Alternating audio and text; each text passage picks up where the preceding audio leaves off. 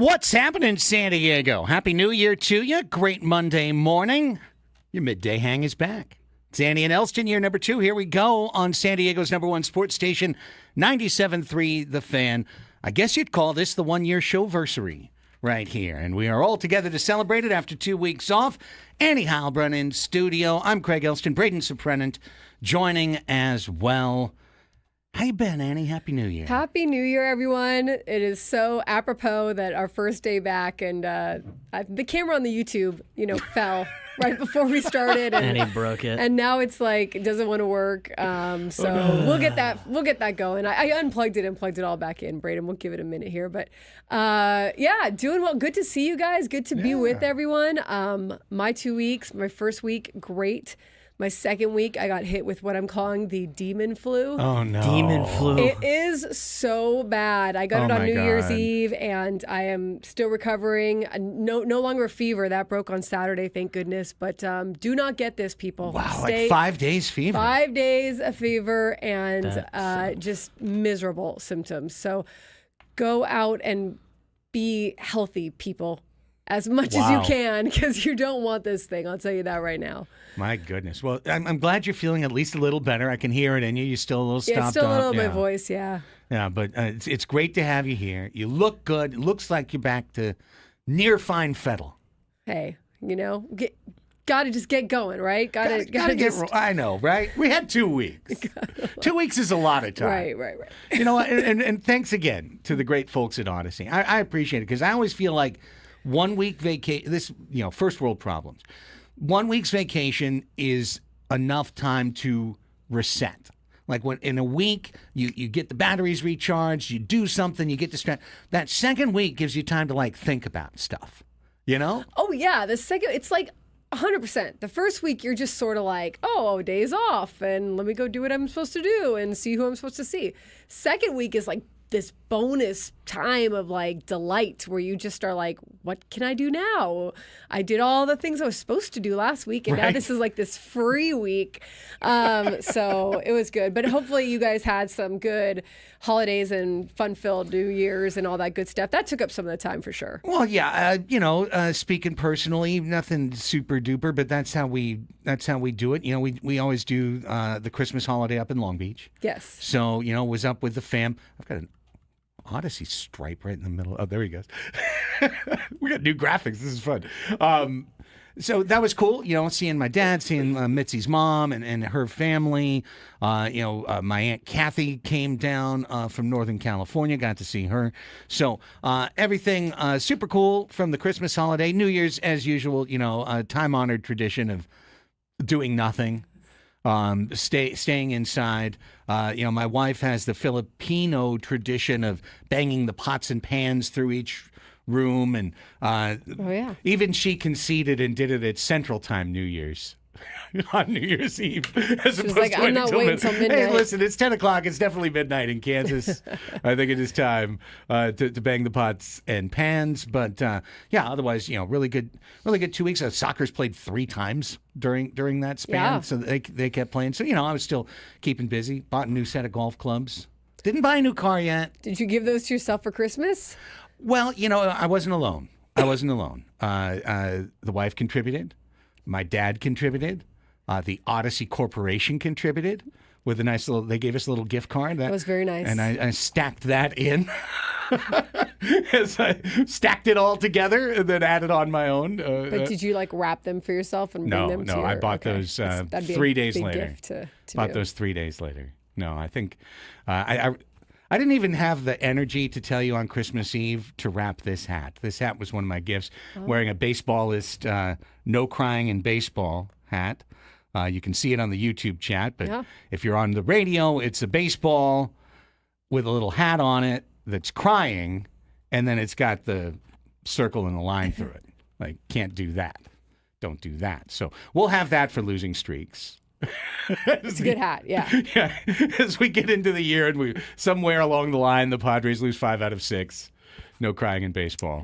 Will be the hat. Happens every year with every team, right? Well, now, speaking of which, I texted you guys the afternoon after our show when I got home, and found your Christmas gifts waiting on my porch. Now, that was December 20th. So it's not like I missed Christmas, but I did miss our Christmas show. So I want to make sure. I believe this one is yours, Braden. Oh, wow. Thank you. And then this one is yours, Annie. I'm Thank pretty you. sure they're still in the original wrapping of Amazon or whatever. With like your address on there. Yeah, well, yeah. like- Don't dox me. Don't throw it up on the YouTube. Jeez But I mean, you can Louise. keep it later if you need it or want to I use feel it. bad that the stream can't watch me open this. I know. Right? I But fixed Yeah. your camera. and if Oh, I had nice. it back, I don't know yeah, what's okay, going on good. with it. All right, I did get it right. That Dinger T-shirt. Yeah, there's Oh, that's nice. there's Dinger on a awesome. scooter. That's awesome. I'm gonna have to wear that to softball. So that's Legit. that's for you. Thank you, Craig. Oh, okay. All right. There's like an invoice in here if Oh you well, need yeah, it. no, okay, thanks. Appreciate that. I'll get rid of that part. All right, you can Okay. hold it to my camera over here if you want. Allergic to eye wash. Oh, that is so good. Okay. That is so And you get good. the Do you allergic see to it? eye wash That's awesome. / actually I love eye wash. Thank you so much. She's not. So- That's she's a not very great one. allergic to eye wash. She's very much about eye wash. Yeah. These are RotoWear, right? Yeah, That's a Roto-Wear. nice gift. That's a Roto-Wear. Thank you. Yeah. Well, hey, just the things I thought about you guys. I appreciate that. Dinger. Thank you very much. Eye wash. Very Some of the early tropes of the show. unique to our tastes. Exactly. Yes. Exactly. So very apprecited. No worries at all. That was, I was just so bummed. I got home that afternoon and they were both there. I'm like, so much for the Christmas show. It's always how it goes. That's like Three King's Day gifts instead. Here today. I had to MF my friend the other day for giving me such a great gift two years in a row. My buddy Matt is the best gift giver of all time. Like he always find things that without asking, nothing like on a list or anything like that. And he's like, my friend would really like such and such. And he did it 2 years in a row, both times where me and my other friend Mike were like, I don't think we need to get anybody gifts for Christmas. I think we're okay with that. And then he shows up and gets both of us 2 gifts. And now Mike and I have made a pact not to exchange gifts with each other, but now we owe my buddy Matt a gift. He got me last year, his gift last year, I should have used this as when they asked, what's the best gift you ever received? He gave me a copy of the TCU offensive playbook from the national championship year. No and way. It has clips in it, you can scan a QR code and you can see the play as it plays out, and it describes what everybody's got to do and stuff. It's really cool. I guess there's a website that has a bunch of these. It's not the full Wow. one, but I thought that was the coolest thing. This year, the guy gets me a sideline TCU coaching hoodie, and then he finds a TCU Horned Frog golf club cover, a driver cover, where it looks like Super Frog. And I was like, first of all, you suck, because now I got to go get you a gift, and I told you no gifts. But second, that was the coolest gift. 2 back-to-back years where he's had the greatest gifts. He did the same thing for my buddy Mike. Now we owe him some late-time gifts here. I spent a lot of money on my friend's gifts after Christmas. I was like, I thought we decided we weren't going to do this. All right, guess we're doing this now. Incredible.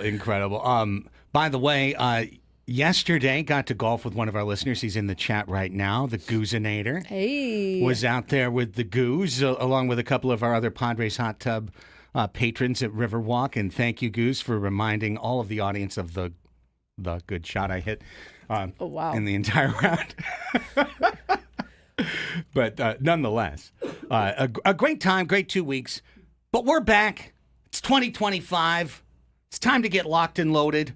It's time for let's talk serious sports. So right now, let's lock in on every move the Padres made from the last time we left, December 20th, to right now that we're back together.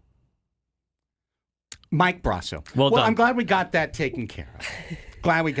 Well, they did put in a new control person. They did. Is he going to play left field? He's not. Okay. He's not going to catch either. I didn't think he was. Mike Brasso could play left field. He might need to play left When and was right. Mike Brasso? That was early on, right? There was at some point. It was like a belated Christmas gift. It's somewhere in there. We got the guy who hit that one homer in 2020 for the Rays. That I remember. I do remember that. They did that here. He did that here. Yeah, he did it Signed here a at minor league Petco. deal. and Did it here we'll- at Petco. Yeah. Future El Paso stalwart, Mike Brasso, got signed over the course of the winter. And I look forward to bidding on his jersey next year for one of their theme nights. Maybe I can get his El Paso Star Wars jersey Definitely theme get at the night. garage sale. 100% I can get a Brasso at the garage sale. Yeah, hey, Padres didn't do anything. You gonna get an Enel De Los Santos jersey at the garage sale this year? Shotgun. Now that's a perfect They sell gift. them the year after. Yeah. They sell them the year after. Yeah. Get yourself an Enel jersey. Someone in a slow pitch softball league, a pitcher, should get that as a gift. 'Cause you show up in the De Los Santos and they're like, this guy knows You ball. can't start the game though. We gotta come you out of the bullpen. This guy knows ball. He knows how to serve up bombs. And as the show continues, we'll talk some baseball. But here's what we're going to do. We're going to catch up on the 2 weeks that were. And the best thing about a pretty slow period of time, with sudden bursts in the last 2 weeks of activity, you had the college football playoff. None of the games really even whelmed, never mind overwhelming. They were mostly underwhelming in terms of their competitiveness. But, we had that. We're going to get into our local college teams in the next segment. Some pretty important games were played over the break. Aztecs, big loss, big win. At 11 o'clock in our baseball hour, our normal baseball hour, we'll go through the hot stove moves, and short version, the opponents got better in our division again. NL West is the bomb, right? NL West, although remember last year, and it ended up being, I think at the end of the season, we all would agree that the NL West turned out to be what we all thought it would be, or the National League did as a whole. But going into last season, we said this too, the NL West especially, it's so dominant. No other division is as good, or even close sometimes. They were making so many moves, and we were kind of in the same position. And then pretty much the whole first half was like, right? I mean, it was like, where was this vaunted NL West that we were all hoping for? But then it did turn out to be that way by the end, and that's why you play 162, right? So the NL West to me and the National League as a whole just looks like much scarier division, much scarier league than the AL does right now. It sure does. We'll get into it more. We've got Braden's football segment later. We'll wrap up the final weekend of the National Football League. Of course, we have continued and imported our regular sports segments from the Annie and Elsten show from 2024 over to 2025. So 12 o'clock Sports Fix will hit right at the midpoint of the program. We'll get you all the sports news from the weekend that was. Plenty on our local sports teams. Great chance to get caught up there if you want to get caught up on what's happened with Seals, Gulls, SDFC, Soccers, so on and so forth, plus all the baseball news, all the NFL news, all the college news coming up. Silly games continue. Do we have a prize? Do we know? I'll let you know when we come back. We have a prize potentially, and it will be Fast Money today. We'll just start things off nice and easy with Fast Money, and we'll play the very popular bonus round from the Family Feud game show coming up around 12:40 today. You mentioned it. John Seidler's in charge for the Padres now. It's still in the Seidler family, but it's a new Seidler. What does it all mean? We'll get into it as the show continues. We'll wrap things up with Ask Us Anything. That's the setup for today. Let's take our first time out, and when we come back for the Aztecs, an interesting fortnight for UCSD. The Tritons now the team in town. What's going on? We're going to talk some college hoops, including a chance for Braden to go to Intuit Dome with the Toreros. Yeah, I want to hear about this. For sure. We're going to talk about it all after this quick timeout. Back with the Annie and Elsten, San Diego's #1 sports station, 97.3 The Fan.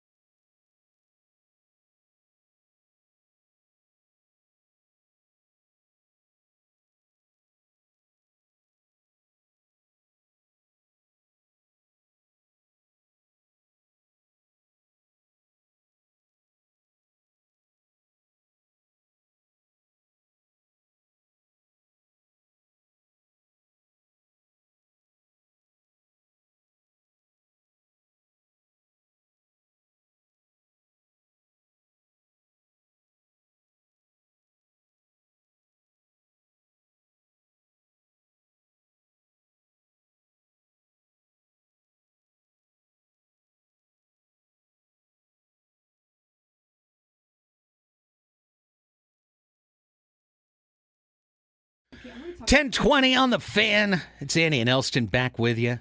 Rolling here till 2 o'clock. Everybody's back from break. Good to see Ben and Woods, Gwen and Chris. They'll be back with you from 2 to 6. 2 to 6, yeah. Because there's no Monday Night Football. We're not carrying the FCS championship, are we? Is that part of the Westwood One deal? I don't know. That is tonight, technically. Oh, well. I don't think we are. I don't think we are either. I think Westwood 1. Westwood 1. Yeah, I think we're okay on that. So in that case, there could be a Scraby show tonight as well at 6 o'clock. So stay tuned for that. 2025. Plenty of exciting things coming here on 97.3 The Fan. Can't wait to share them all with you as the year goes along. And plenty of stuff happening over the last 2 weeks. So this winds up being almost like a clip show. We go back, hey, here's all the things we didn't talk about that we might have over the last 2 weeks. The San Diego State Aztecs, when last we left them, they were about to head up to play Cal. That was a nightmare. Yeah, they had a crazy situation with their travel. Yeah. They barely got to San Jose, which shouldn't be a thing. Like, that should not be an issue, getting to San Jose. Right. And that game, I remember watching that game. In the first, 10 minutes of that game, neither team could make a shot to save their lives. Yeah. I believe at the break, the two teams were a combined 1 for 22 at 3-point. It was ugly, but ugly wins count. And the Aztecs figured out how to score somewhere late in the first half and through the second half. Cal never did. 71-50 was that final score. Yeah. And they didn't have to do the nasty travel that San Diego State had to do. Right. No, they just bust down the road to get to San Jose. So, everything was set up for Cal in that game, and the Aztecs killed them. Yeah. Great They game. did what they needed to do. Yeah, great game. Now you go into conference play. Huge game at home to start conference play. Utah State, the team that the Tritons, I should say, went up and beat, as you remember before we went to break. Aztecs in complete control. Up 18-point lead. Yeah, 40-22. Dominating the game. Seemed like it was just a matter of running down the minutes. And they didn't. The clock seemingly kept stopping. Yeah.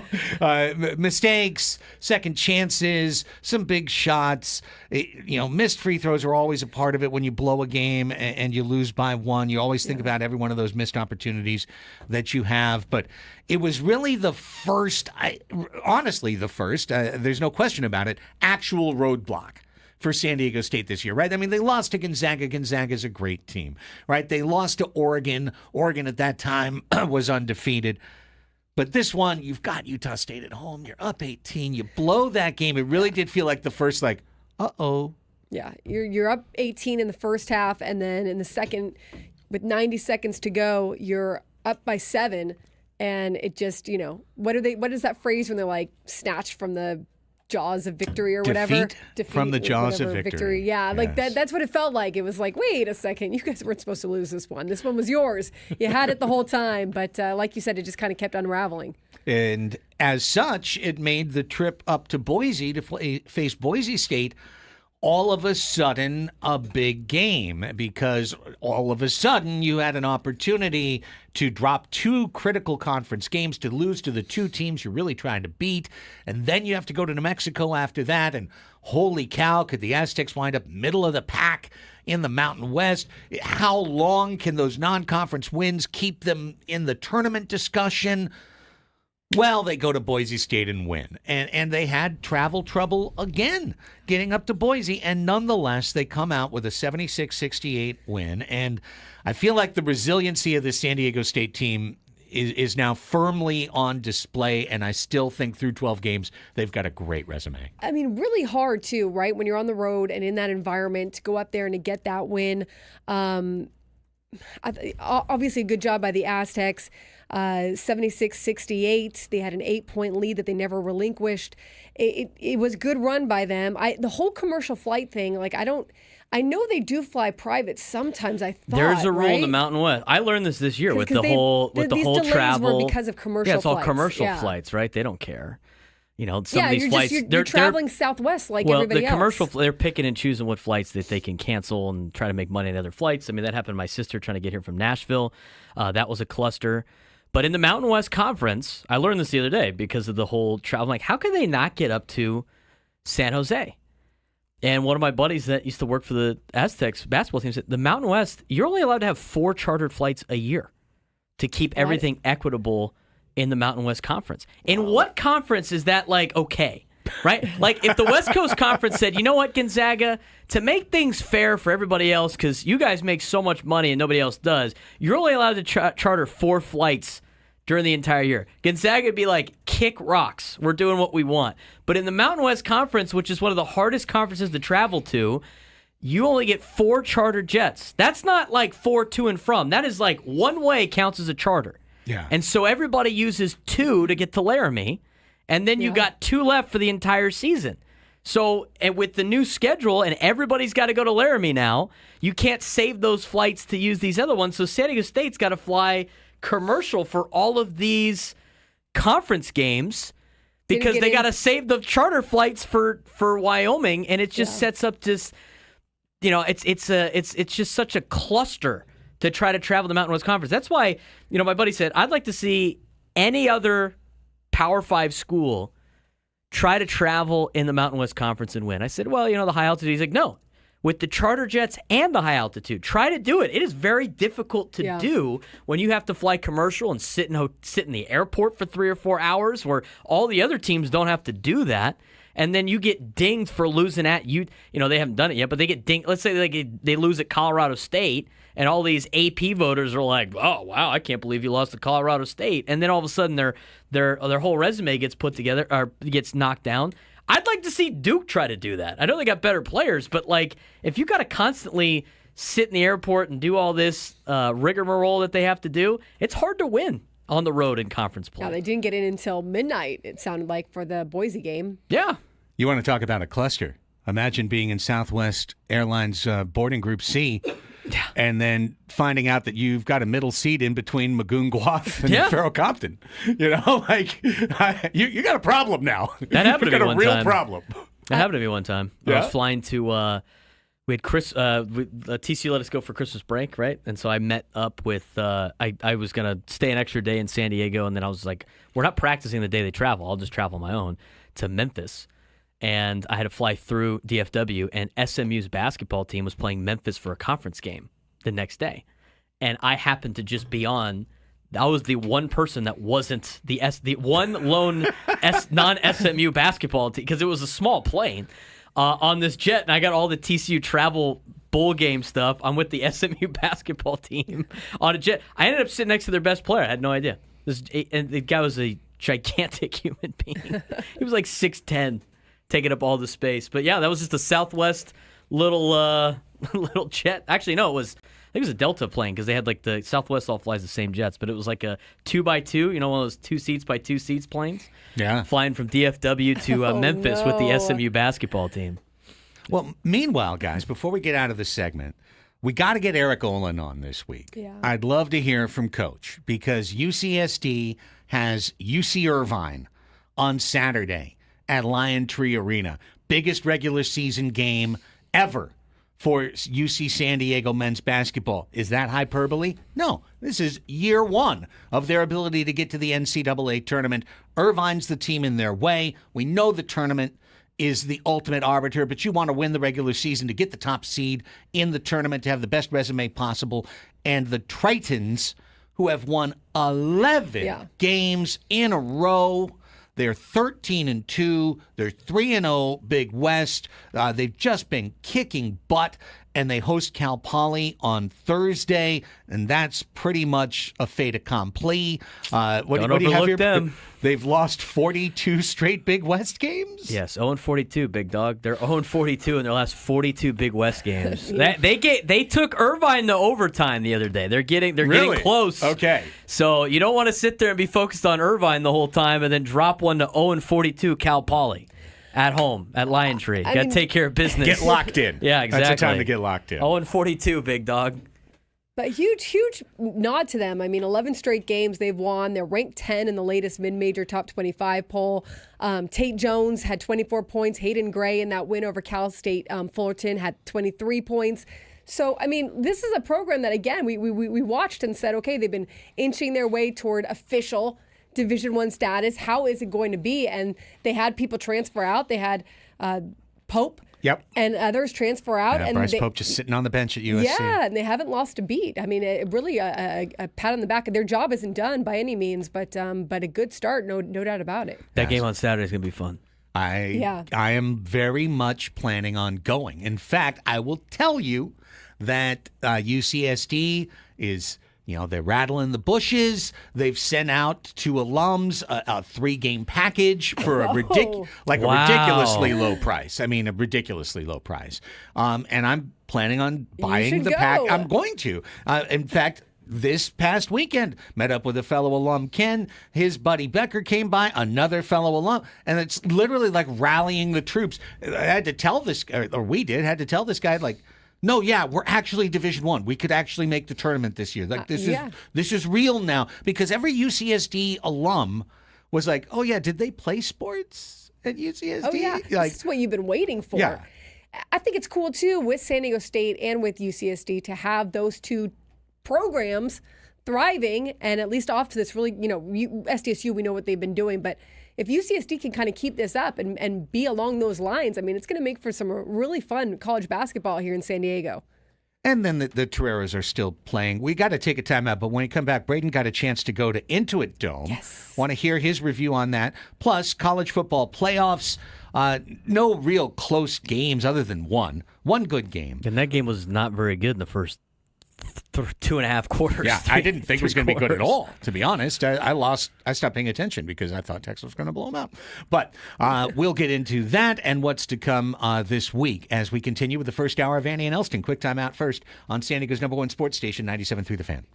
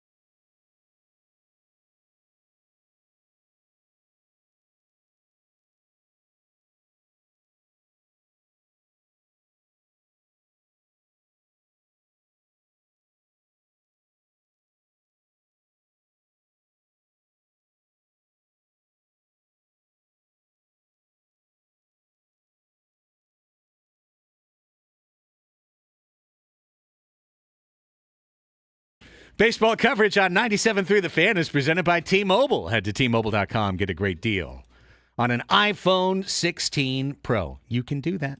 Go do it. This has actually been the fight. Annie and Elsten back with you.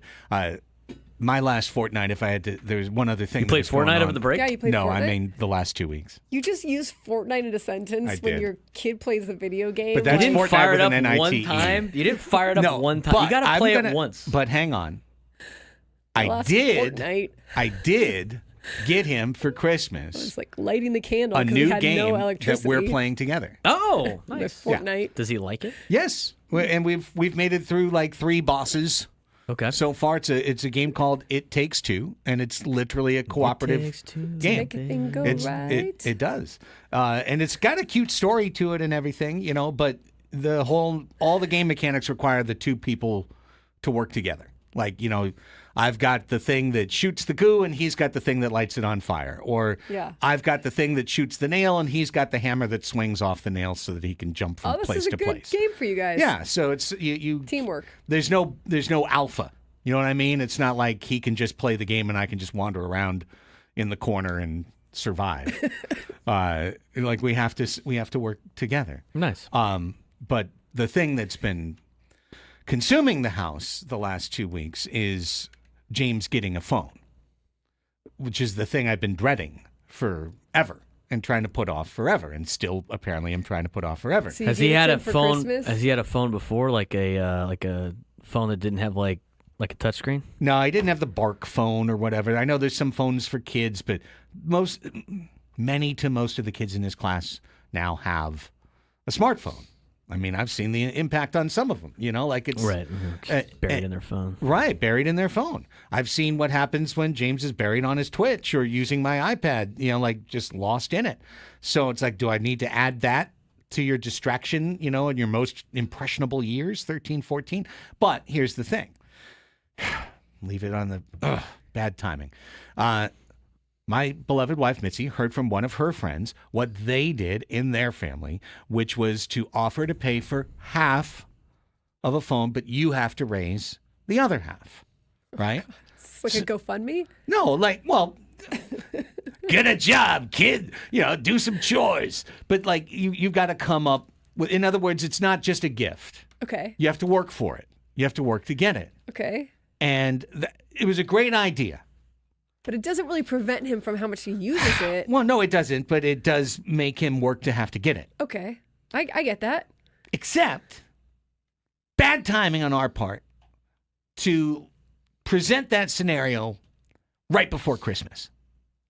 When then all of a sudden he got a bunch of cash gifts from his cousins. Yeah, right. And his cousins. And the thing about being married into a Filipino family is you've got all the cousins. Yeah. And the cousins have aunts and the aunts have uncles. And what I thought would take 6 to 8 months. Oh, I see. Oh, no. You thought it was going to be a grind and instill work ethic and Right. No. Right. No. Yes. Work ethic. You got it. You nailed it. That's exactly what I was thinking. Months of work ethic. Something that you'll remember. Hey, my mom and dad didn't just give it to me. They made me work for it. And that's, you appreciate it. You're grateful for it. 6 days later, he shows up with a shoebox full of enough cash It's like, let's to buy get him that across phone. the line. He's like, when are we going to Verizon? When are we going to Verizon? When are we going? When are we going? When are we going? When are we going? Yeah. So now I You should have taken that last fortnight to think that all the way through. I should have. I'm sorry. Okay, wait, no. So now he has it, and Well, see, no, he Media- doesn't have it yet. Oh, okay. Because He doesn't Media have it Melanie yet. in the chat, I think the Apple does make a lot of apps that you can lock down their time of usage. I think. Yeah. So what's going to happen, I think, is that we are going to this was all sparked by me reading the ad. We're going to take advantage of a different company's lower plan. I'm going to do with the company I'm still with my own trade-ins and whatnot, but then I'm going to manage selling him my phone is what's going to happen. Is I'm going to sell him my phone. Okay. Which maybe raises the price point at least $50 or something. It might extend the deadline very slightly, But also, that's one that we know we can lock down. We can do all the Apple things to, and then we'll put it on a cheaper plan, so I'm not paying through the nose for him to have a thing. And I don't want him to have one that's got enough data that he can sit there and stream YouTube on it all day. Mm-hmm. That's my thing. Is I want that one that, cool text, cool phone, whatever, do that. But once you start just using it for screen, boop, sorry, you've passed your data limit. Now it's going to just spin in a circle the whole time. Yeah. And that's what I'm looking for. You're going to have so much pleasure out of that. That inefficient, God, I can never get this to stream. Yes. Perfect. That's exactly what we're doing. So that's what's, that was the other thing of the last 2 weeks. Hey, look at that. Jay in the chat. Played It Takes Two. It's a fun game. Telling you, it's a lot of fun. Okay, let's switch back. Johnny liked it too. Yeah. There you go. No, Johnny says it's one of the greatest games ever made. Well, I've really enjoyed it so far.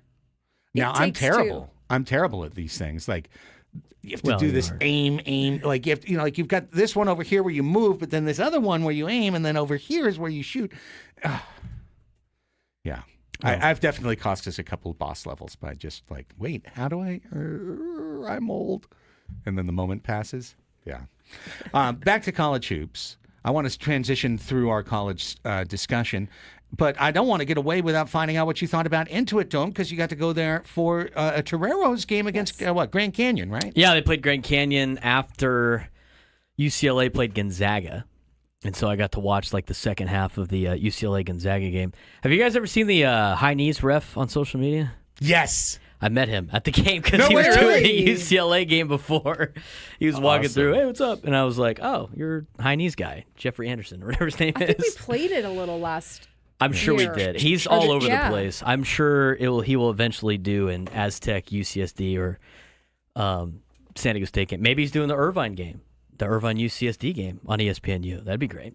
So I got to meet him. That was kind of cool. The Intuit Dome itself is super nice, as you would imagine. It gets very loud in there. They have the new video boards that you see at like SoFi and all those new stadiums, like the ring ones. Yeah. But it was pretty cool. I mean, it's interesting because I've been to SoFi too, just going up in that area. You're just driving through Inglewood, and then all of a sudden it's just like, boom, here's 3 arenas here.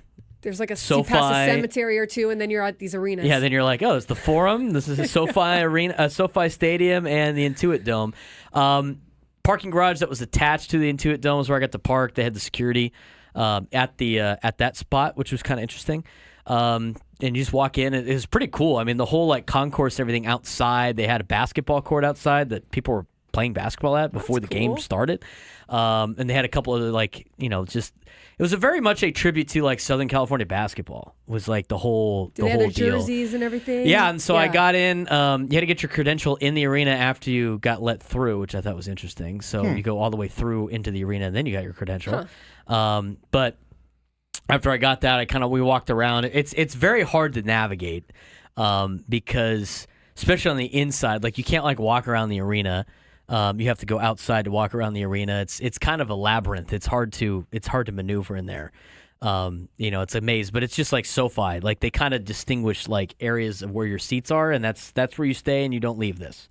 This is your area. This is what you paid for. You're not allowed to go anywhere else. That's how the newer places are, I feel like. Very class based, if you will. But it was cool. The wall, the little the side that's like a tribute to Viejas Arenas is really cool. I was courtside for the end of the UCLA Gonzaga game. Felt like a Sweet 16 game. Place got very, very loud. It's a very loud arena.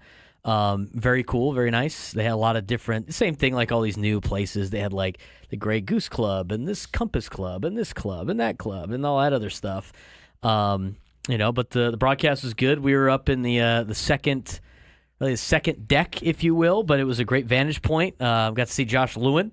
Because he was doing the UCLA game before. Haven't seen him in a few years. I know. And he was like, hey, Jack, Braden, what's going on? I was like, you remember who I was? Okay, cool. It's Josh Lewin. Did you have all the technology there you needed to do a good broadcast? Oh, we did for a while. And then the UCLA engineer unplugged everything during our broadcast on accident. User error. That was a problem. And then the Grand Canyon guy was yelling at me, and I was like, what did you unplug? And I was like, I didn't unplug anything. take it up with UCLA. So aside from those couple of things, it was all good. It was a fun game, but definitely a really cool place to watch a basketball game if you have the opportunity. I can't wait to get there. Yeah. Now I that saw- Kawhi's back, Yeah, I saw the jerseys were really cool. It wasn't like they had like one giant wall and you're trying to find it. You just walk around the arena and they have them all lined up around the concourse. And they're like high school jerseys, and it's all Southern the California. It's all the high school jerseys of all the California schools. That's cool. So it was pretty cool. I saw a lot of San Diego ones. I was able to see the Cathedral one in my little walk by, which was awesome. But yeah, it's really cool. So if you want to check, if you really are interested in checking out the arena and you have an opportunity to do so, I'd recommend doing it. And I get there early to try to figure. It's kind of hard to get in for a lot of people. I didn't have a tough time getting in, but a lot of people with our group at USD had a interesting time trying to get into the arena with a lot of hoops to jump through. But I'd get there early and check it out. It's a pretty cool place. I am curious. Did you see what the parking rates were? Yes and no. So like USD got us the parking, and the lot they got us for, Jack said, "Oh, that's like $65." So maybe that's what it was. But they didn't have like a thing outside. It was like all prepaid before you get up there. Right. Everything is these days. Yeah, Everything is. Yeah, I think it was cashless place Yeah. too. I didn't see any cash deals, but Cash. yeah, they have a couple of garages they built next to the arena.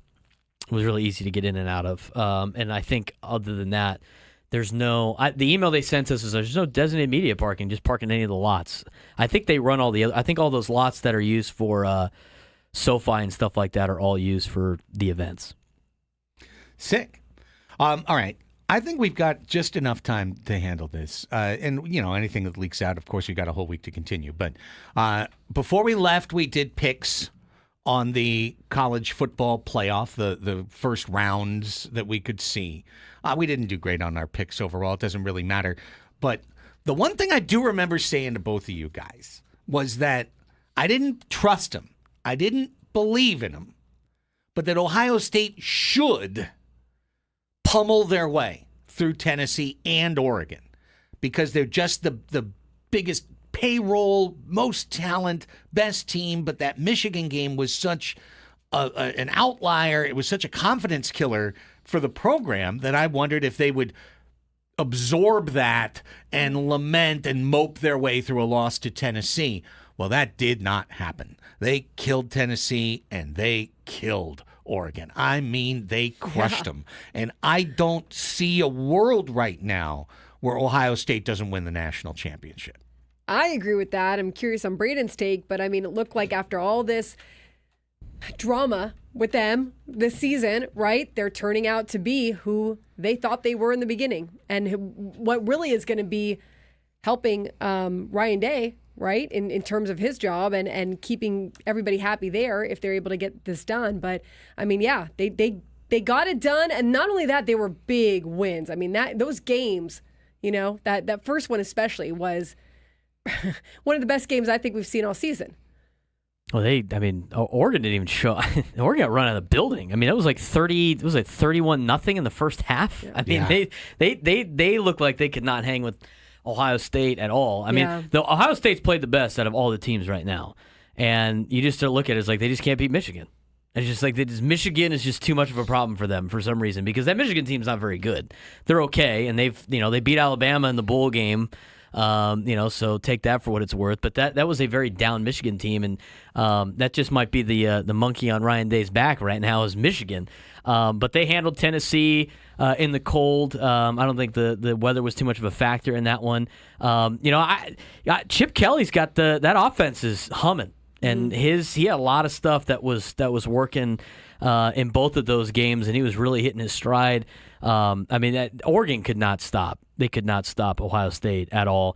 They got a couple of trash time scores mixed in, but they didn't look like they were ready. But the other thing, too, I think with just in general, all the bye teams lost, and you can say what you want about Boise State and Arizona State getting a bye. I thought Arizona State gave Texas a good run for their money. They did. But, Oregon had 24 days off.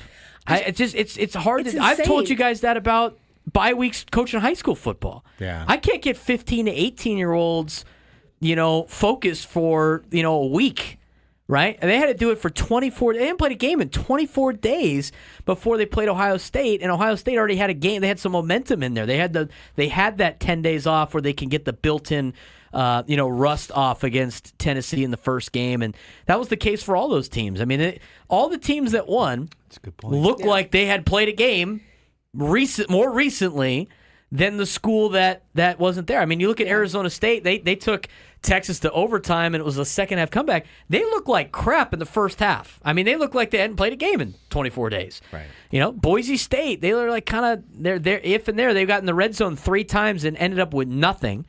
You can say how great Penn State's defense is, but they look like they hadn't played in a long time.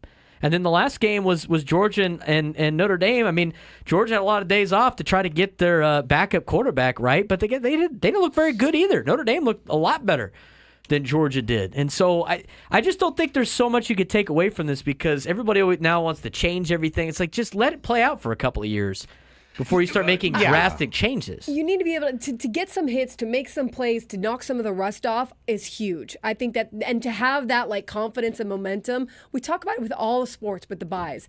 To know you did it, you just won, and now you're going to the next one, and you just figured it out, and now you're going to figure it out again, right? Like, that was a big deal. 24 days off, that's a month off nearly. A month off. To me, that's way too much. And it's not like you're playing another team that had a month off, right? Like you would used to do for these bowl games, and it was whoever could prepare better was going to be able to win. Now it's like they're humming, right? You're getting a routine, and you get out of it sometime. And then as coaches, like, you try to figure out, like, do we want days off here? Do we want to work them here? Like, it's 24 days to prepare for a team. In the first 10, you don't even know who you're playing yet. Is a very difficult task to do. Did I lose a key player along the way into the portal while all of this happened? Right. Yeah. I mean, there's other guys, type of like Penn State lost their backup quarterback in the portal. Right. Not that made a difference for them, but there's a lot of those players like that.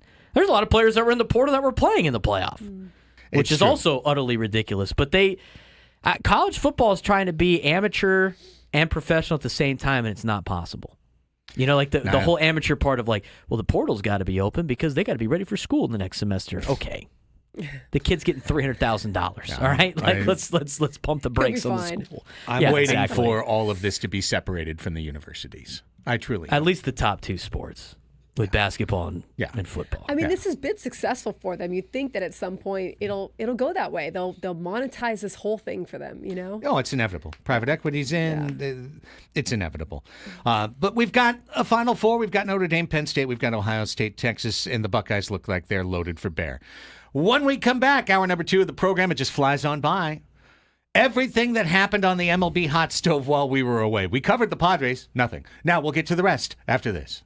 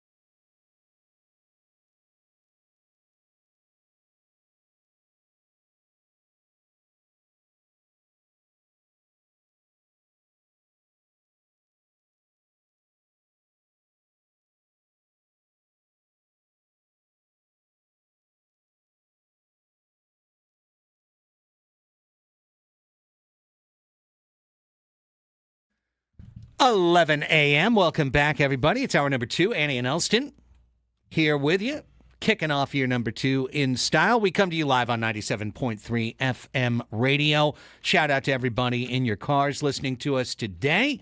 We come to you on the Odyssey app, free to download, free to use, AUDACY. Leave us a voice message if you're on there. We'll play them later on Ask Us Anything, if they're cool, you know. Like good questions and such. Did anybody leave us any voice messages over the 2 weeks? No. Annie and Elsten, I'm wondering, where are you? A lot of people that did ask that question, but not on the voice message. Fair enough. Yeah, I started hearing about it after a week. I had some DMs going like, when are you guys back? Because Like, I'm tired of guys? listening to the national stuff. Yeah, that's exactly what it was. Over and over. I had a guy stop me at Bottle Rocket like, I missed you guys so much.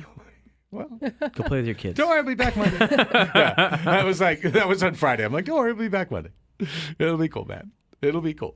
And, of course, rolling all the way through the year, Padres baseball, so many things to talk about. 11 a.m. is where we love to get into it. It's our Padre Deep Dive hour during the season. And so right now it'll be our hot stove minute. Because plenty happened while we were away, Annie and Braden. Plenty happened. I would say more happened while we were away than when we were on. Yeah. Now, all of it that involved the Padres, rumors of a meeting with Roki Sasaki, a press conference with his agent where he made it sound like it was not a fun process to recruit Roki Sasaki, that there were homework assignments and time limits and restrictions on who could and couldn't be there. So no one's doing a sis boom ba, big rollout for Roki. It's like everyone will meet in the same stainless steel room and receive the same Right. 3 riddles. Right, and there was a homework assignment that they gave to try to show how they would help, what's the word I want to use, develop, or, help Roki learn some new things. And he was, I guess, clear about the fact that he's not a finished product. He wants to be able to develop and grow in the big leagues, which he should. And then there was talk about how no players were allowed in. So, there had been some rumors like, well, will Manny Machado be at these meetings? Will Shohei Ohtani show up to the Dodgers one? But Roki didn't allow for any players to be there. There was a little bit of, I don't even know if I call it news, because at this point, everything is just sort of like couching, right? You're just kind of like playing both sides if you're the agent and you're trying to, not let anything go, but also make sure everybody knows they're being courted officially or whatever. Where he said that Roki, market size does not matter to Roki. It is not going to affect him. He'll go to a small market or a big market. But then, Jeff Sanders had the story that the Padres had done their meeting and they had given their homework assignment. And I thought it was also kind of interesting that 20 of 30 teams put in a slideshow presentation for Roki, and then Roki got to kind of go through those and choose who he wanted to meet with and everything.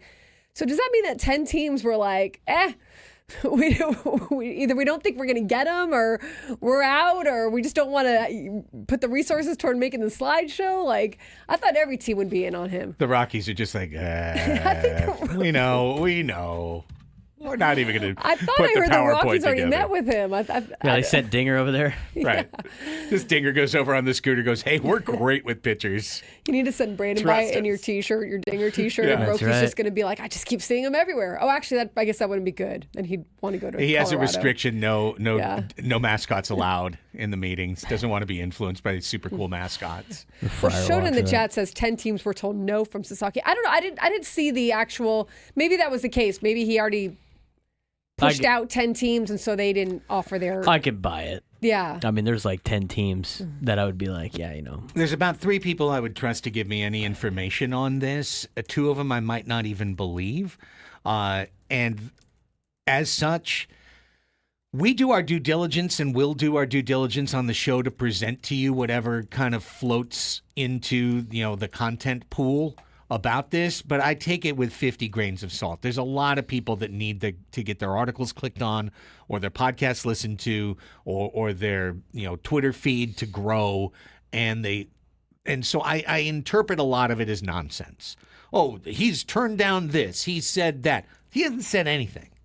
No one's reported that he said anything. And it's pretty darn clear that what we're going to have is, like the Gwen and Chris promo, we're going to have a papal selection type situation where everyone waits and then the white smoke comes up the chimney and you go, oh, they've made the call. It's just going to be a passing tweet, on a random day after January 15th, but not January 15th. That's one thing Joel Wolf said was like, don't expect him to sign at midnight on the 15th. It's probably going to be later. Maybe here'll be the other things. Like we're left to scramble. If the Padres make some weird trade in the next month, that's like, I didn't even know that guy was in the organization. And they get back international pool allocation money. Correct. Like, oh, they're loading up for Sasaki because you can trade for a certain amount of pool money and add that in. That might be the next tea leaf to read. Then again, he might not actually care if it was, at the end of the day, $6.25 or $6.75 million. He might have made the decision based on all of the criteria that he's forcing them to do, riddles and puzzles and rebuses to solve in terms of how to build him as a pitcher. So it's really tough because I'd love to be like, oh, I think this, I think that. I'm still very hopeful that it's the Padres. I'm still terrified that it's not. If it's the Dodgers, it's going to really suck. It's not going to be good. It's going to be really, really bad. So it's just like waiting, and waiting is the hardest part, as Tom Petty sang. The waiting is the hardest part. I don't have that song ready to go, but sorry. There you go. But that is why I think of it. I did notice, by the way, Tom Petty, real quick. Did you notice that like the college football playoff intro and outro music for all the commercials were all Tom Petty songs covered by somebody else? Yeah, what's up with that? It was all Tom Petty. I don't know what that was about. It wasn't Tom Petty, but it was all his songs being sung by some generic ESPN band. Is Tom Petty music the official music of the college football playoff? Maybe. Did he get a little bank out of that? Right? He's using their songs. Might I was as like, well. this is a Tom Petty song. Why are they playing a Tom Petty song right now? Meanwhile, there was a lot of movement, but let's get to the biggest one. Because as you've heard me say before, and I still believe this, even if LA signed everybody, that's still one team in the National League. Yeah, it's a team we have to play, but everyone else has to play them too. And even if you give them the number one seed for the rest of the decade, that's 5 open spots. And you're trying to get one of the 3 wild card spots. Like it's still a very realistic path to winning in Major League Baseball.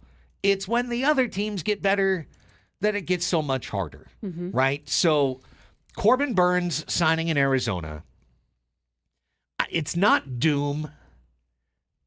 A really interesting point that Joe Sheehan made in his column over the winter or over the last 2 weeks, which was that if you look back, they signed Zach Greinke like a decade ago to almost literally the exact same deal.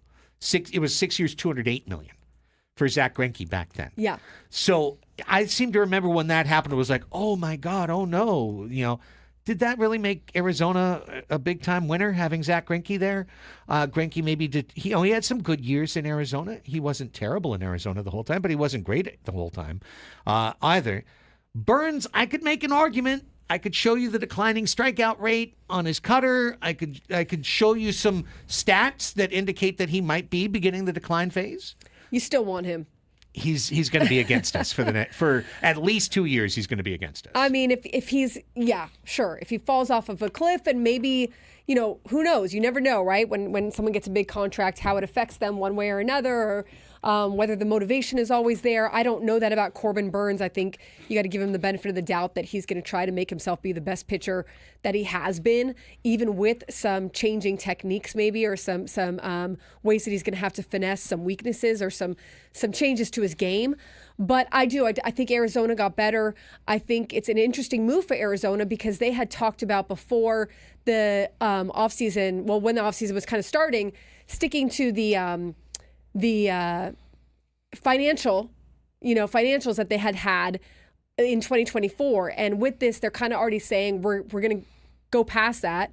If they move Jordan Montgomery, that's going to help them obviously get a little bit more down under. But they're essentially making a move to say we want to spend money to try to keep up here in this NL West. And they had kind of said that they weren't going to do that earlier on in the season. So, goes to show you too how things can change, right? And ownership can take a different view on things. But also kind of interesting about that story with Corbin Burns, he lives in Scottsdale. He, through Boris, approached the Diamondbacks and said he wants to play here. He wants to play in Arizona. He wants to stay home. And they were able to make it work once the other deals, it sounded like, weren't going to be like completely taking Arizona out of it. So, it took a little while, but then they finally came to the table right there around the holidays. So, I think that it's definitely, it's not like the Padres are dead in the water. I mean, the Padres have a great rotation. The Padres have Michael King and Dylan Cease and Yu Darvish, and we don't even know what the rest of it is going to hold. But as of now, they've got a good rotation. But it means that the rest of the NL West is also going to be pretty tough. Yeah. Well, and again, I'm not saying that like, oh, thank goodness they signed Corbin Burns. There's no way. But also, last year Arizona signed both Eduardo Rodriguez and Jordan Montgomery, and of course that didn't pan out for either pitcher. Now maybe it comes due in reverse this year. Maybe Montgomery isn't traded and pitches great. Maybe Rodriguez is healthy all year and makes a major impact for Arizona. They have a chance, if everything breaks right, Arizona can have the best rotation in the National League. We need to go to break.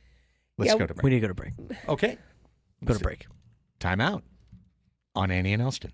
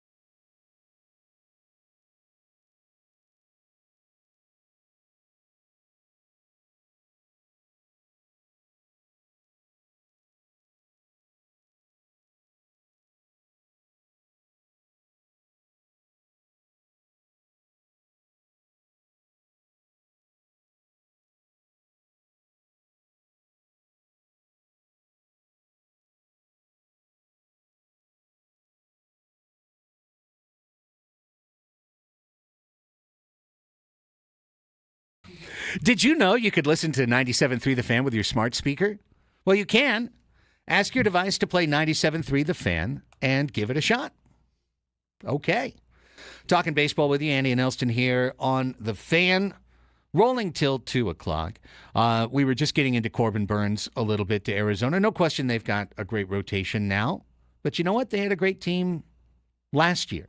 They had a great team last year. We thought last year that it was going to come down to San Diego and Arizona, and the Padres were able to find a way to rise above and to get to 93 wins and surpass them and take second place. It's the Diamondbacks that had to get up to San Diego's level. But I'm not saying that to sugarcoat it. Arizona's improved. San Francisco, I think they've got a ways to go to get to the Padres too, but Willy Adames probably helps. Yeah. And they're not done. They were in on Burns. They're going to be in on the next guy. You know, whether it's Flaherty or someone else, they're going to get someone by the time the year is over.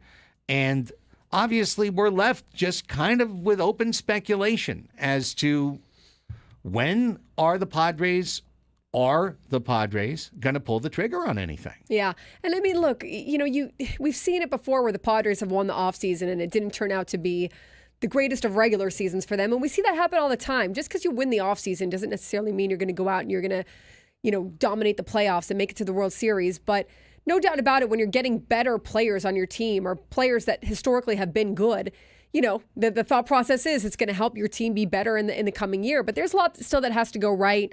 The Padres are going to get people. They have to physically have bodies out in the field. They're probably, what it sounds like, just waiting for the market to settle to where they feel like they can make a power play, whether that's through trade, which is probably going to be through trade, or, getting who is maybe untapped, someone is overlooking that they can get for maybe a lower price, or maybe we don't even know. I mean, look at what the Diamondbacks just did. Maybe there's a chance that they're going to go out and they're going to spend a little bit bigger on someone because there's just someone that they're waiting for. They're going to get people, but it is a little interesting to go through this whole offseason so far and kind of watch everybody getting a player or two, and you're like, okay, how's it going to turn out for the Padres? But there's still plenty of time left for them to make some moves here. What there also is, here comes the old broken record, ready to rattle through the chorus again. There also is a situation whereby the club is currently on their current level of debts and obligations to the players they are currently already, locked into, the guys they have in the clubhouse. They're over the luxury tax number right now. And the reporting from the winter meetings was that there was no scenario by which the Padres would stay there. So when they talked about their payroll number, it's always been a disingenuous discussion. The number is the luxury tax number. It's always been the luxury tax number. They want to be under that. What we don't know is if there's been a further command given to Preller. Not only is there a luxury tax number you have to get under, there's a payroll number you have to get under. And until we get under that, you can't do anything. We don't know that. That hasn't been reported out.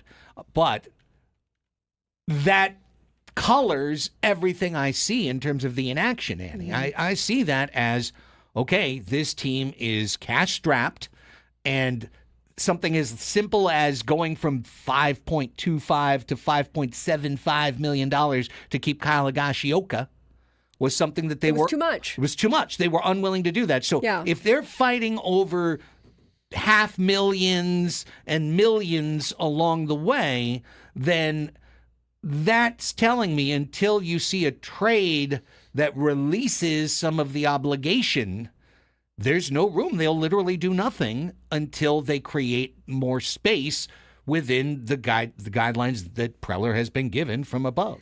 Yeah, and I mean, you've I think even at the time of the winter meetings, AJ Preller wasn't still quite sure, and I did not hear this from AJ Preller, but what I had heard throughout maybe the front office is that he still didn't know quite what the budget was, right? So, you have to wait a minute for the parties to get together. We saw the control person move from Eric Katsenda to John Seidler. There's different machinations that have to happen where it's like, okay, what is the direction now? How are we going forward? Are there going to be any big changes made? What I understand is that there will not be any big financial changes made. Like, you're looking at a team that has committed itself, like we talked about before 2025, turn the page, A team that's committed themselves to being more fiscally, quote, responsible and kind of doing more with less kind of approach, and getting the farm system to supplement some of these bigger contracts. So, yeah, I mean, if they're still serious, which I would imagine they are, about keeping that budget low, and we're looking for continuity here, and there's a lot of questions that are unanswered going forward right now, right? Then I think that you're probably looking at them doing something through trade. I mean, I just don't see them going out and spending money on some big name free agent. But that's not to say that they won't find some diamonds in the rough like they seem to do every year. Yeah, uncertainty is never something you want when you're in this situation. Uncertainty is tough, and it can be tough, by the way, when there's uncertainty like this, any kind of uncertainty within the organization. It can be tough to sign free agents too. It can be tough to get people to come in because you want to know that there is certainty. You want to kind of know that there is a clear path ahead and that everybody's rowing on the same side. So, yeah, there's a little bit of flux going on, shall we say. Yeah. There's no flux going on in Los Angeles. They can do whatever they want.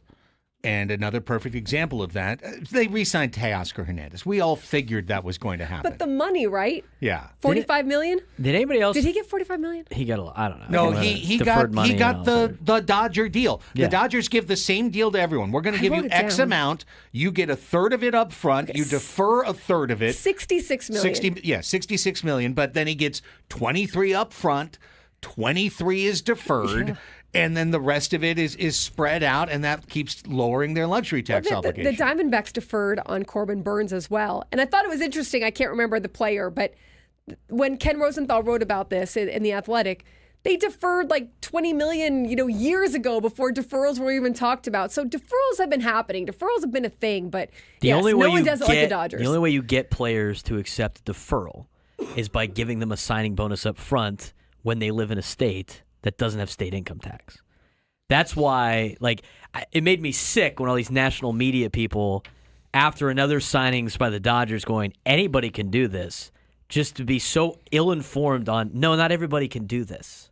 Right. Not everybody has the paycheck and the bankroll to give you $50 to $100 million up front on the first day when you sign your contract to offset your deferred money down the future. Not everybody has that luxury to do. Sure, yeah, you could do it. You're gonna bankrupt yourself. But to say that everybody has the ability to do what the Dodgers are doing is just such negligence. It's sickening. And we've, again, I feel like a broken record sometimes. But we have to note that in addition to the Guggenheim Group and the literally hundreds of billions of dollars that they control and the amount of money that Mark Walter, their control person, is worth, they have the best, the most lucrative, the most ridiculous local television deal of anyone in Major League Baseball. And while they do wind up having to, put like a third of that into MLB coffers before all is said and done each year, it doesn't change the fact that they've still got the other couple $100 million lying around every year compared to the few $1 million that the Padres can get through their subscription service. It's like somebody that flips houses and pays in cash, and anybody can do this. I'm not, right. It's like, well, hang on a second. No, some of us don't have $600,000 laying around. We just drop on a house. Right. The liquidity to walk with the briefcase of cash. Yeah. It's just, it's in the rules. They could theoretically do that, but not everybody has the ability to drop $100 million in a signing bonus on top of somebody and then defer the money down the road. The one that bummed me out, though, was not Teoscar Hernandez. I don't care. And this is probably a minor bum out, but who knows what the next 4 years will bring. That Hae-Sung Kim, the not Ha-Sung Kim, but Hae-Sung Kim, winds up going to the Dodgers for $12 million over 4 years, a nothing deal, a deal that you'd think the Padres could afford. And the Padres would have the ability to at least find him playing time. I know that the infield looks crowded right now, but if you think our infield looks crowded, look in L.A. They signed Kim without even having a place to play him. They've already got Tommy Edman. They gave him 5 years, and they just throw the money at Kim and go, well, maybe we'll trade Lux. Maybe we'll do nothing. It doesn't even matter. Interesting, too, that the Padres signed Ha-Sung Kim for $28 million over 4 years. And, Hae-Sung Kim, $12.5 million. $12.5 million. Right? I mean, there's I think there's an option here or there or something or whatever, but Right. I mean, look, they're going to figure it out, and I think it's that whole logic of what you just said. Like, they're going to need to move people around. You know, you're going to have some injuries. You're going to kind of try to get to compete, and you're going to have a good player on your team that is going to try to make a name for himself as well. So that one is one where too, where I think where it said I believe I saw the Padres were in on him. The Padres also wanted him as well, but. You know, it's a bummer when it feels like that is out of reach, like that kind of contract. Yeah, if we can't sign Hai-Sung Kim, and again, I just want to say this, you know, while we talk about it, I don't want to like, oh God, we didn't sign Hai-Sung Kim. He's not going to play third base for the team. He's not going to play shortstop for the team. Right now, he wouldn't play second base. He wouldn't be the first baseman for the team. We've got players for all four of those positions. So we don't have a natural fit for Hai-Sung Kim. I guess we could have rolled somebody out to left field. Unless you knew you were going to trade, maybe. I mean, yeah, I think that's where you have to look at A.J. Preller, and it's like he's got to make these decisions. You know how A.J. Preller is very much an NFL general manager. Like, give me the best player available, you know, Right, and I'll right. make him work, and I'll, you know, and that's a good logic. I mean, that works for him in a lot of ways. But when you have the checkbook open, you get to do that, right? When the checkbook is a little bit more closed, you've got to make these decisions of, do I really need this, or do I really need this, right? And that's kind of, I think, where you're at. Let's take a timeout. When we come back, a couple more baseball notes, plus NFL Week 18 recap. We're keeping our eyes on everything that's going on out there, gang. Trust us. We'll be around when we can be around. Annie and Elsten staying with you till 2 o'clock. San Diego's #1 sports station, 97.3 The Fan.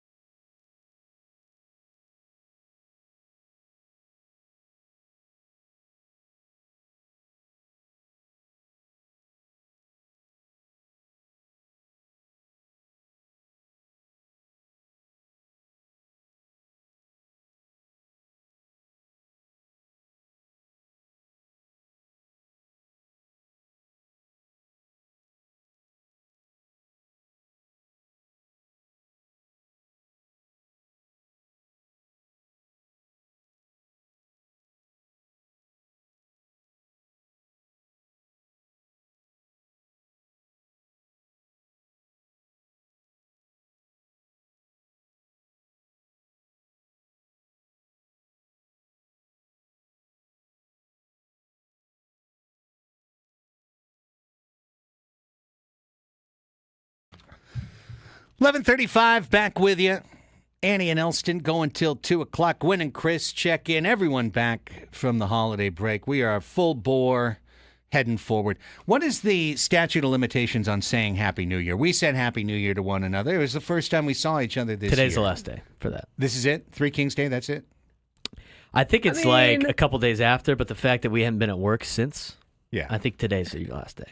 I think you can say it as long as you want, but it does get a little awkwardy, right? It's a little weird. I mean, like if I go see somebody 2 weeks from now, Yeah. but I haven't seen him. Happy New Year. Like, well, you haven't seen him this year, so Yeah.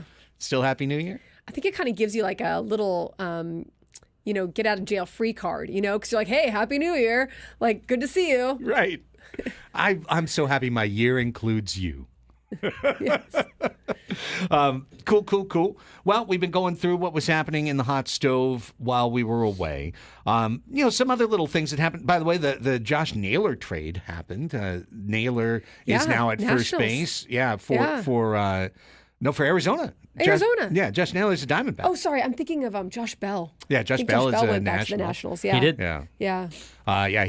He got like a $5 million deal. Again, we can't afford that apparently. But Naylor with Arizona, yes. Yeah, that's a big signing It for is. them. Christian Walker goes from Arizona to Houston, so they were losing a super capable first baseman. I don't think Naylor's the defender that Christian Walker is, but left-handed bat. Mm-hmm. He's going to be a problem for us. He's going to be somebody we're going to be dealing with 13 times a year now. So that's a little thing that happened. Sean Manaea went back to the Mets, actually. I kept thinking he was going to go to the Giants, so I lost that bet. That was the one that, is he 45? Someone's 45, man. Sean Manaea, 75 million for Sean Manaea. 3 years, 75 million. 23 million in deferred money. For a guy who was kind of like left for dead a few years ago. Now, 75 million goes back to the Mets. Good for Sean Manaea, but wow, that's some money right there. That's where you look at like the Michael Kings and the Dylan Ceases when they're available for free agency. If things don't, some bubble doesn't collapse or whatever, like this is big money. Walker Buehler, who had one win for the Dodgers last year with an ERA closer to 6 than it was to 5. Got $21 million to go to the Red Sox. However, they're banking on those 10 innings they saw in the playoffs after he gave up the big bomb to Tatis in the 6-run inning. They're hoping that those 10 innings are the 10 innings that matter. I was not looking forward to any Walker Buehler. But, I just remember the beginning of the winter talking about these pitchers and putting price tags on these guys and, well, who could be in the Padres price range? The answer is literally no one. If Walker Buehler's getting $21 million for a one-win season, like, there is no such thing as an affordable free agent pitcher. There is only the ability of a team to swallow hard and pay the price. Yeah, I mean, this is kind of the market that you're dealing with now. Jock Peterson to Texas. At least he leaves Arizona. Paul Goldschmidt to the Yankees on a 1-year deal. Some of the moves that happened. Patrick Sandoval signed a 2-year deal. He's hurt. The market's nuts. How much did he sign for? Way too much. Way too Yeah. much. Way too much. Yeah. Do you remember when who was it? Richards that we signed to a 2-year deal. Garrett Richards. Took the first year off because he was hurt. Yeah, and then Garrett Richards. 2020. This is the Garrett Richards deal, just beefed up, like the 2025 came back version. the very end of the first season just to get some work on the mound and feel that before the offseason, and then had one full season with the Padres. But that was all she wrote. I mean, that was the intention when they signed him. So that's the same sort of deal, right? Yeah, it is. So that's pretty much where the hot stove sits right now, and we continue to wait and dream. I don't know what else there is to do, really, from a San Diego standpoint. I think we're either going to get nothing until the Sasaki news, or nothing until a trade. Right. I just think it's one or the other. And I hope to be proven wrong. I'd love to see, the purse strings loosen and things get exciting around San Diego. But with that said, it's not to be apologetic. It's to be honoring that this is the 1-year anniversary of the show. I remember the first 3 months of last year. I remember being in here every day from 10 to 2. You pull a trade out of your ass, I'm going to punch you. I'm not going to do it. I'm not going to do it. Not going to do it. Not going to do it. But, I mean, it makes a lot more sense now. But right, it was like literally inventing potential trade content. Don't talk me into it. Because nothing was happening. Nothing was happening. And that was all the way until the second week of March. But between the start of our show and the second week of March, we had this one glorious day when Wandy Peralta signed. And we did like a whole show on Wandy Peralta signing. Wound up not being the most important player on the 2024, Padres when all was said and done. You know? Did Enlo de los Santos day? Yeah, I mean, we at least did 2 segments on Enel de los Santos, right? I mean, we and that was like it. That was it. It was that and signing Profar. Yeah. Oh, hey, they signed Jurickson Profar to a 1-year, $1 million deal with a couple incentives. Right. And Vibes. And those were the 2 things that the franchise did between the Soto trade and the Cease trade. That was it. We were just sitting there going, well, I don't know. You know, and then by the end, the moves were all made, the trades were all made, the team was assembled. Yeah. And you had a product that won 93 games. Somehow I feel like we're going to have a lot more to talk about this offseason, whether it's on the field or off the field. But I do think that you got to give it time for the on the field for the Padres. I mean, as hard as that can be and as frustrating as that can be, again, when you're watching other teams sign so many players, you know, it's not over till it's over. And I know with Mike Schilt, his mentality is, and really the whole clubhouse is like, we ride with whoever's in there. And it might not be the flashiest, but I mean, look, it's still pretty flashy. When you look at the Padres roster, I mean, they still have a lot of guys on that roster that are threats to an opposing team or that an opposing team has a lot of respect for. And those guys aren't going away. So it's a matter of, you know, finding the best way to supplement those other places in the roster where they don't necessarily are probably not going to have an open checkbook to do. Now, you get to the end of next year and it's like, hey, you're not keeping up with the Joneses. The other teams around you are all improving and you know, you guys haven't really taken a step. That's going to be a different story, right? I mean, then you're going to be able to kind of look at that and say, wait a second, what happened last offseason, right? But at this point, I mean, that's kind of their identity that they're going forward with is like, we've created this core and now we're going to go ahead and work to supplement it as best as we can. And we still believe that we've got a chance to compete and fight for one of those wild card or one of those playoff spots. Yeah, if nothing else, that bedrock remains in place. And, you know, but I'll just say if a month and a half from now or 7 or 8 weeks from now, you hear Annie and I both talking about we've got Machado and we've got Bogaerts and we've got Tatis and we've got it's no less true than it is today. Yeah. It is true, but the longer you go to opening day, the more you start to wonder, okay, is that it? Yeah, who's coming off the bench? Is that it? Is that all? They currently don't have any bench pieces. Yeah. What Tyler Wade? What's going on? What's going on? But we said the same thing last year at this time, and then they ended up getting Cease and Arise. Right. So that's it. Don't judge the remodel until it's done. It hurts to be patient. It's painful. It is painful. It's painful. Yeah. A lot of things are painful. Sometimes, you know, not doing something you'd like to do can be painful. But you soldier on nonetheless, gang. You soldier on. With that, let's soldier on to a slightly shortened Braden's football segment. There's still plenty of time, solid 12 minutes in this segment, to go through our Week 18 recap and find out where... Well, hey, let's just start with the big news, guys. Some snaps for our beloved Lions? Yes. Thank God we picked that team, huh? Huh? Could have picked the Bears. We'd have been celebrating their first win in 11 weeks yesterday. Yeah, not a good... Hey, Keenan Allen threw a pass. Unfortunately, it was dropped. But good for him. Keenan Allen threw a pass for the Bears. And I good for appreciate him. that, Keenan. Let's give him a round of applause. Oh. Well done. Well, they ended up on a good note there. Week 18, just... I feel like this extra game, like the extra games have let it, like everybody was already set. I mean, you only had like a couple of pipe dreams left on the last week. And it started with Saturday night with the Cincinnati Bengals. Bengals were still playing for a playoff spot. They needed help on Sunday. In the previous game, the Baltimore Ravens beat the Cleveland Browns 35-10 to clinch the the AFC North, which means the Steelers were only playing for seeding in the night game. They were no longer playing for the division. The Cincinnati Bengals are trying to keep their playoff hopes alive, and they jumped out to a pretty quick lead against Pittsburgh. Pittsburgh battled back, but then Russ Russ has turned back into Russ from Denver the last couple of weeks. Steelers have lost, 5 straight games? If I'm not mistaken, 4 or 5 straight games to end the season. Bengals won 19-17. Steelers limping into the playoffs. You can't be too excited if you're a Steelers fan going to the playoffs with the way they have been playing compared to what the Bengals did to finish their season. No comments. All right. Steelers lost 19-17. On Sunday, with the Bengals winning, they needed some help from the Miami Dolphins and the Denver Broncos in losing. The New York Jets helped them out. New York Jets took care of business and beat the Dolphins 32-20. Tyreek Hill at the end of the game basically said, I'm out. I ain't coming back here. I got to focus on myself. They might have a lot of problems down in Miami with the Miami Dolphins, but the Jets won 32-20. The only other thing the Bengals needed was the Kansas City Chiefs to go into Denver and beat the Broncos. Well, the problem is the Kansas City Chiefs went into Denver and they forgot what time the game started. They lost 38-0.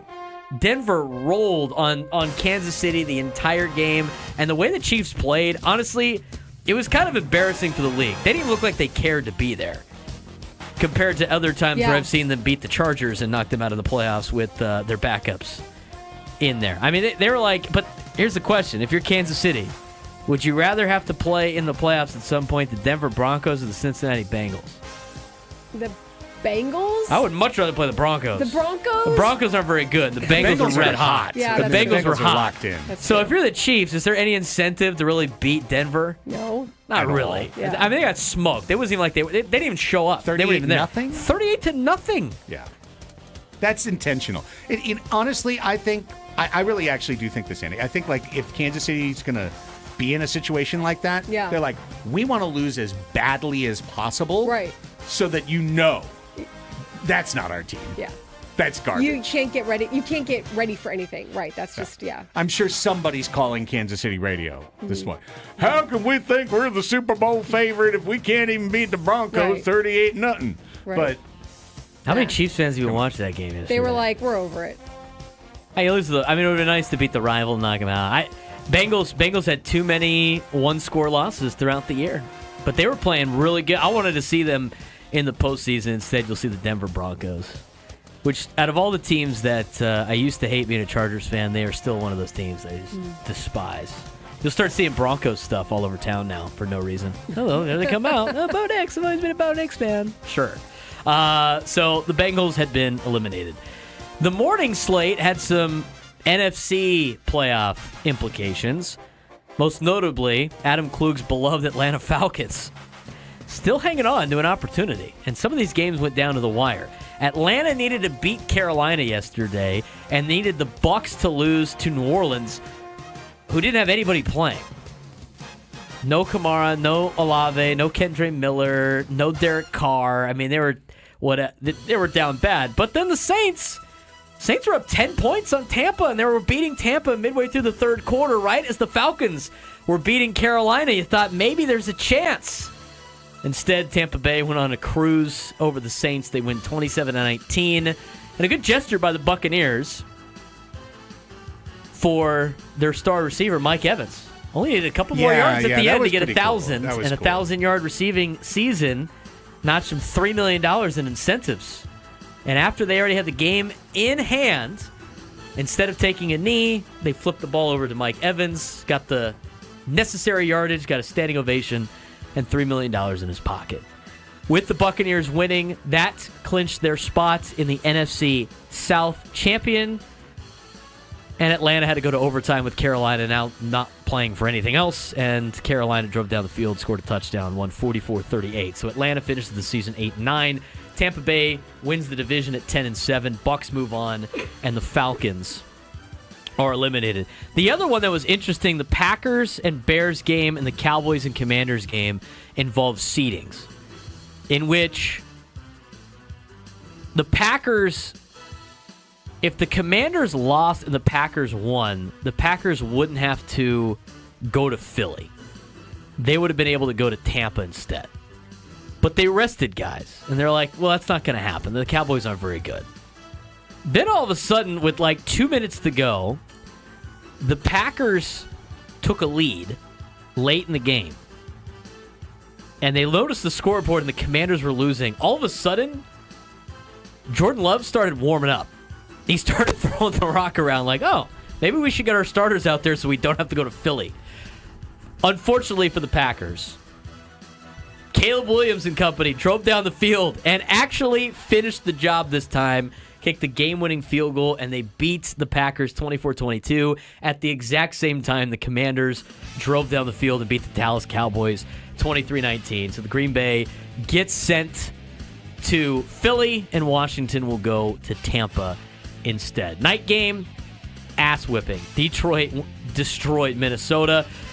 Would have set up for some good storylines either way, win or lose. A Detroit loss would have sent them to L.A. to take on the Rams, where you would seen the Matt Stafford, Jared Goff battle. Yeah, reunion. The reunion, right? They got traded for each other. Stafford already won a Super Bowl with Jared Goff's former team. Jared Goff trying to do the same thing. Storyline's great. Or the other storyline now, Minnesota now goes to L.A. Mm-hmm. Kevin O'Connell in Southern California going against Sean McVay, who he coached with in a Super Bowl. So you still have that tie-in with the storyline. So it's going to be a good storyline either way. Detroit with the win over Minnesota clinches the number 1 overall seed. They'll have a week off, much-needed week off for a team that is decimated by injuries. Minnesota will now play on Monday night. Wild card round is set. You got 2 games on Saturday. The LA Chargers are at the Houston Texans, 1:30 on CBS. The 5 versus the 4 matchup. The 6-3 is a part 3 of Steelers and Ravens in Baltimore. Pittsburgh won game 1 in Pittsburgh. Baltimore won game 2 in Baltimore. That game will be at 5 o'clock on Amazon Prime.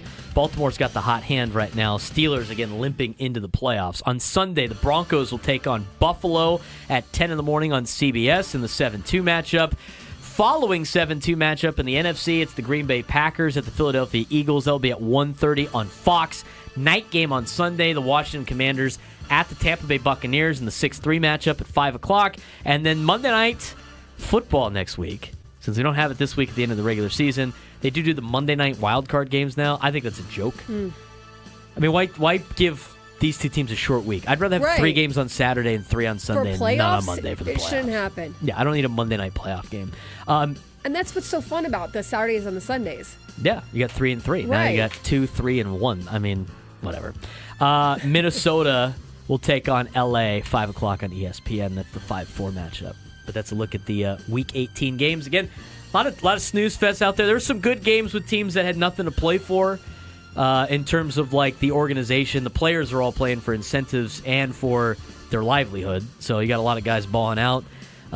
Did Moneyman Milton get Jared Mayo fired for losing the Patriots' number 1 pick by beating the Bills yesterday? Maybe. Titans get the number 1 pick in the draft. Titans. They were awful. I think their general manager should be fired. But replacement for Mayo Man? Yeah, the thing is that organization got rid of A.J. Brown and they got rid of Derrick Henry and they were in the AFC Championship game a couple of years ago. They got rid of all their talent to build for the future. They've gotten way worse, and they put all their eggs in Mayo Man. No pun intended there. Well, here's the one thing I would just say, and full disclosure, this is the only week of 18 of the NFL that I didn't watch a droplet of yesterday's action. Not one. I watched last night's game because it had implications. Only reason I didn't is The because I was Lions and the working. Vikings, but that I was one on the air. That's the only reason. Right, and there was so much defense happening in that first half, but then by the end of the game, Lions had run away with it. Yeah, but no team needed the bye more than Detroit. Yeah. It could be the difference between them making the Super Bowl and not, is just getting somebody healthy. And I know it's not going to be Montgomery, but like getting a couple of people back on defense, getting a little more ballast on that side of the ball, because I didn't think that they had it in them to run the gauntlet playing week 1 of the playoffs. But you give them that 1 week. That 1 week to get it. Just like, the Chiefs need it too. Like you give those teams that time, get them healthy, it's going to be really hard to beat them down the stretch. So big news, big ups to our beloved Lions. All right, there's a look at Week 18 of the National Football League. I'm not worried about the Chargers. They have to win twice for them to go onto my radar. They're not even on my radar. Even if they win twice, they're not on my radar. They're just any other team to me now. But they probably are going to beat Houston. Man, Houston. I don't Houston's know. a tough one because we expected Houston to be so much better than they were this season. I'm not feeling it for the Texans. I think it's I think that's the feel good Harbaugh story. Look, you see what they did? They won 11 games and they won a playoff game. And then they'll lose the next round. They usually do the best in his first year, and it gets worse. And then it gets worse and worse. So there you go. But the show, we hope, will get better and better. Hour number 3, 12 o'clock Sports Fix next.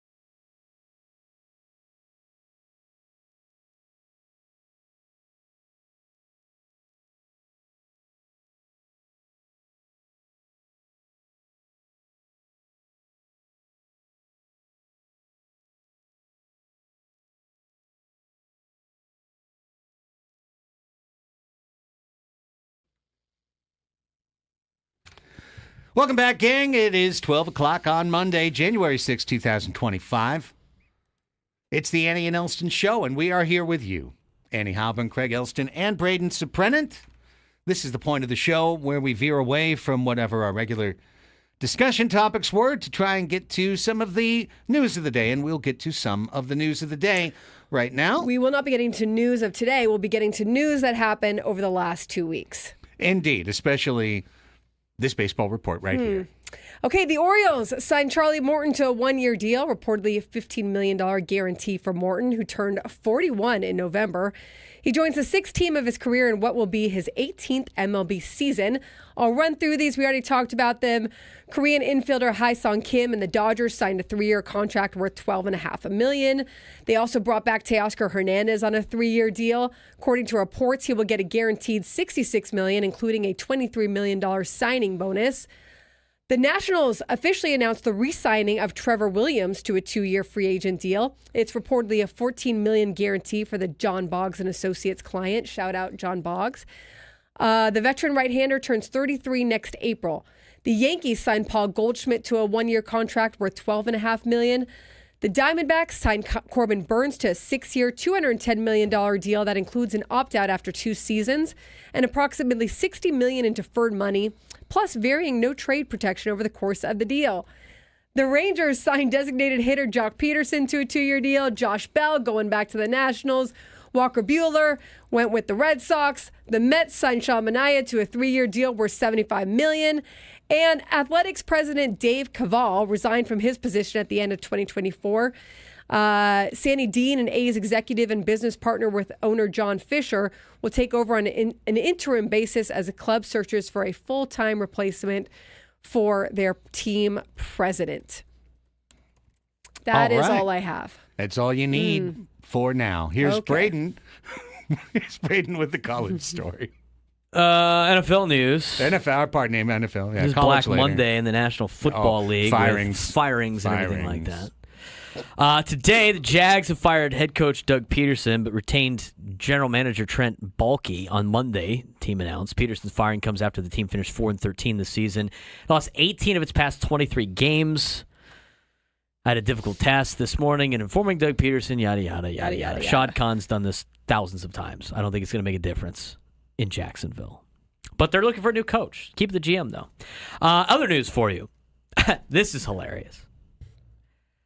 The Jets were kind of talking with Rex Ryan of the break about potentially being the coach again. Why? Oh, really? Yeah, there was conversations that he might interview for the job. Now, whether or not he gets it would be a different story. Former New York Jets coach Rex Ryan scheduled to interview Tuesday. So he is. He's interviewing Tuesday for the team's head coaching vacancy. Is convinced he will land the job. He's convinced of it. And if that happens, he says, Rex Ryan, he will put an end to Aaron Rodgers' country club. Country club? His country Wow. club that he runs. Oh, yikes. He's leaving, dude. Come on, Rex. Ryan, appearing Monday morning on ESPN New York Radio, ripped the future Hall of Famer for skipping the team's mandatory minicamp last June to take vacation to Egypt. He also criticized the organization's abysmal leadership for condoning it. Clearly, when you have a guy that doesn't show up for mandatory minicamp, and by the way, he's your quarterback coming off an injury, I think it's an absolutely ridiculous message you send to the team, Ryan said during a spot on DePietro and Rothenberg show. If he comes back, things would be different. If he's back, it ain't going to be the country club show up whenever the hell you want to show up. That ain't going to happen. I'll just leave it at that, Ryan said. Rodgers, who blamed his absence on a scheduling mix-up, was fined approximately $100,000 by the Jets for missing minicamp. Then Coach Robert Saleh called it an unexcused absence, though he wasn't particularly critical of the 4-time MVP. Rodgers, who's 41, is undecided on his future, saying he will take time to consider it. 1, I don't think the Jets hire Rex Ryan. 2, if they do, I don't think Aaron Rodgers is back. So 3, I don't think this is going to be that big of a problem. Although Rex Ryan being an NFL head coach, again, after some TV time, is going to be hilarious. Las Vegas Raiders players credited head coach Antonio Pierce for keeping them motivated despite a 10-game losing streak and a 4-13 season, and the team unity is part of the reason he expects to be back as head coach in 2025. Really proud of how we finished the season, Pierce said Monday at his usual day-after-game press conference. Pierce said he's continuing to fulfill his roles as head coach and hasn't heard anything different, leading to the expectation that he will be in the role in 2025. Tight end Brock Bowers and quarterback Aiden O'Connell were among the players who said Sunday they wanted Pierce to return. Do we think Antonio Pierce comes back? It is the Raiders. I don't, but I don't think so. I don't think he should. But at the same time, at this, how much longer are you going to wait? And it is the Raiders. It is the Raiders. Or maybe they think he needs more time with the team. The guy was the interim guy last year, and they gave it to him, and it's like if they improved, I would have been like, okay, good. It's like it's time to clean house now. You went 4-13 with nothing really to build off of. I mean he threw everybody under the bus week 8. Yeah, liking Instagram posts of people who that wasn't a good sign. But he on his side, I'll probably say he needs a better team, right? He needs better personnel given to him. Well, that's a fact for a lot of these teams. New England Patriots owner Robert Kraft said he plans to move quickly to hire a head coach while also addressing the decision to fire Jared Mayo after just one season. This whole situation is on me. Kraft said Monday, I feel terrible for Gerard because I put him in an untenable situation. I know that he has all the tools as head coach to be successful in this league. He just needed more time before taking the job. In the end, I'm a fan of this team first, and now I have to go out and find a coach who can get us back to the playoffs and hopefully championships. Patriots, who were 4-13 under Mayo, had already submitted a request to speak with the Detroit Lions offensive coordinator Ben Johnson, according to a source. Kraft, who's 83, who also asked if former Patriots linebacker and former Tennessee head coach Mike Vrabel is near the top of his list. There are some wonderful people we've heard about. I'd rather respond to that after I've seen everyone, Kraft said. Why fire the guy after the game after they won? Immediately. Right. Give it a day at least. I don't know. Teams do that all the time now. And it makes no sense. Yeah. It makes no sense. It's because, rich guys want what they want right now. They used to wait. Like you said, they used to, you do your post-game press conferences, and then how everyone comes in the next day, and they clean out their lockers and whatever. They used to wait, but now it seems like it's automatic. So they got rid of him. They only gave him a year. The left side of their offensive line was hurt before the season started. They had quarterback issues. They have no talent whatsoever. It's just see ya. Yeah. 1 year, didn't show enough, gone. Antonio, it's amazing to me, the NFL and how it works. Not for long is what NFL stands for. All right, with all the Black Monday news, here is Craig with our local news. I've got it, and I've got all sorts of stuff for you here. A veritable cornucopia. Let's start with San Diego's newest Major League sports team, San Diego FC. Just moments ago, glad I always check their socials right before we start, literally moments ago announced the acquisition of Ghanaian midfielder Emmanuel Boateng from the New England Revolution in exchange for $200,000 in general allocation money. Likely to be a starter on this team. Boateng is a graduate of the Right to Dream Academy. So they are bringing Right to Dreamers home, so to speak, to be standard bearers for the new SDFC. He is arriving from New England. He was a free agent with Revolution back in 2021, had 8 goals, 12 assists over 89 appearances and 36 starts for the Revolution. SDFC also, while we were away, announced a 3-year deal to play Club America, the most popular team in Mexico. They are the Cowboys or the Yankees of Liga MX, and it's a 3-year deal where they will play twice here and once down in Mexico. June 21st at Snapdragon Stadium will be the first exhibition friendly between Club America and San Diego FC. The club also signed goalkeeper Pablo Cisniega, who likely could be their starter. He was the backup at LAFC a few years ago. It was not a great holiday break for the San Diego Gulls. Since our last sports fix, the Gulls went 1-6. Yesterday, they dropped a 3-2 overtime decision to Coachella Valley. The Gulls will host Iowa Wild on Wednesday night at Pechanga Arena. The Gulls are 9-23 on the season. 3 of those they picked up overtime points. They've got 23 points on the year. Meanwhile, the San Diego Seals are 3-2 on the season. Weird game Saturday night at Pechanga Arena, beating the Ottawa Black Bears 6-5, winning, no surprise, but 6-5. This is a team that usually plays 17-14 or 14-12, but literally a game that over 30 minutes they did not score. And the San Diego Sockers have won 4 in a row and got their first signature win of the season last night at Front Wave Arena, beating the back-to-back MASL champion Chihuahua Savage 6-4. Tavoy Morgan had 4 goals. Sockers are now 4-1, heading on the road this week to Tacoma. Just kind of pouring through this, the National Women's Soccer League just announced not their schedule. I don't know why they're the last league to announce schedules, but they announced their framework for 2025 competition. The season will begin on Friday, March 14th. There will be a pause in July for the UEFA Women's Euro and Copa America Femenil Cups, and the season will conclude the weekend of October 31st to November 2nd with the championship on November 22nd. So San Diego Wave FC fans, maybe you can get at least a framework of that. By the way, this is the 12 o'clock Sports Fix, where we always talk about all the local teams and all the news of the day, just to let y'all in the chat know. Meaning, also, I'll wrap up with my NBA and NHL report. Last night, Houston outlasted the LA Lakers 119-115. That was the key game of the week. Just to let you know, Oklahoma City is the team that's on fire. They've won 15 in a row. They beat Boston yesterday 105-92. OKC is killing it along with Cleveland. Those two teams are kicking butt in the NBA. Tonight, there will be 9 games, including the LA Clippers, who got Kawhi Leonard back and got a win on Saturday. They will be at Minnesota. NHL, last night, the Ducks skated past Tampa Bay 4-1. Tonight, 4 games, not including any of our local teams. And that's it for me for now. Back to you, Braden. College basketball this week. A lot of local games going on this week. I want to mention it real quick, and then I'll tell you the high school top 10 for high school basketball. But in the local news, we talked about it briefly in the 10 o'clock hour. San Diego State at 9-3 on the year, 1-1 in the Mountain West, will host Air Force on Thursday on January 9th before heading to New Mexico on Saturday. It's a nice little week for San Diego State. The New Mexico game will be on Big CBS. It'll be on nationally televised on Saturday.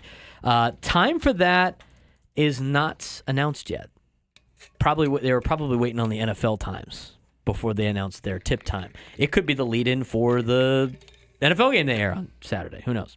But they'll play Air Force and New Mexico this week. As for the Tritons, they have now won 11 in a row. They hammered Occidental over the break at home, 109-51. Dominated Cal State Fullerton on the road Saturday, 90-51. This week, they got Cal Poly.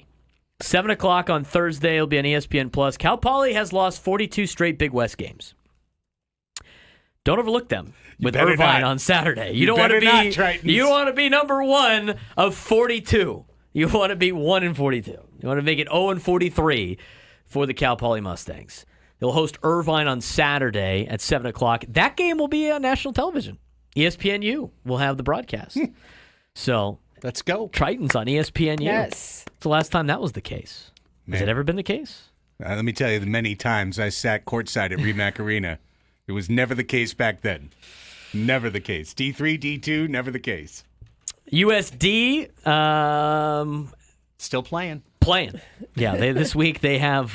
They will be on the road. It's a tough week for USD because they had Santa Clara's a quad 2 game. They lost that on Thursday of last week, 81-80. They went down 4 points with under 10 seconds to go. Hit a half court buzzer beater to make it a 1-point loss. Probably the most like derailing 3-point buzzer beater you can make. The one you just lose by 1. So they lose 81-80. But played one of their better games that they have played all year.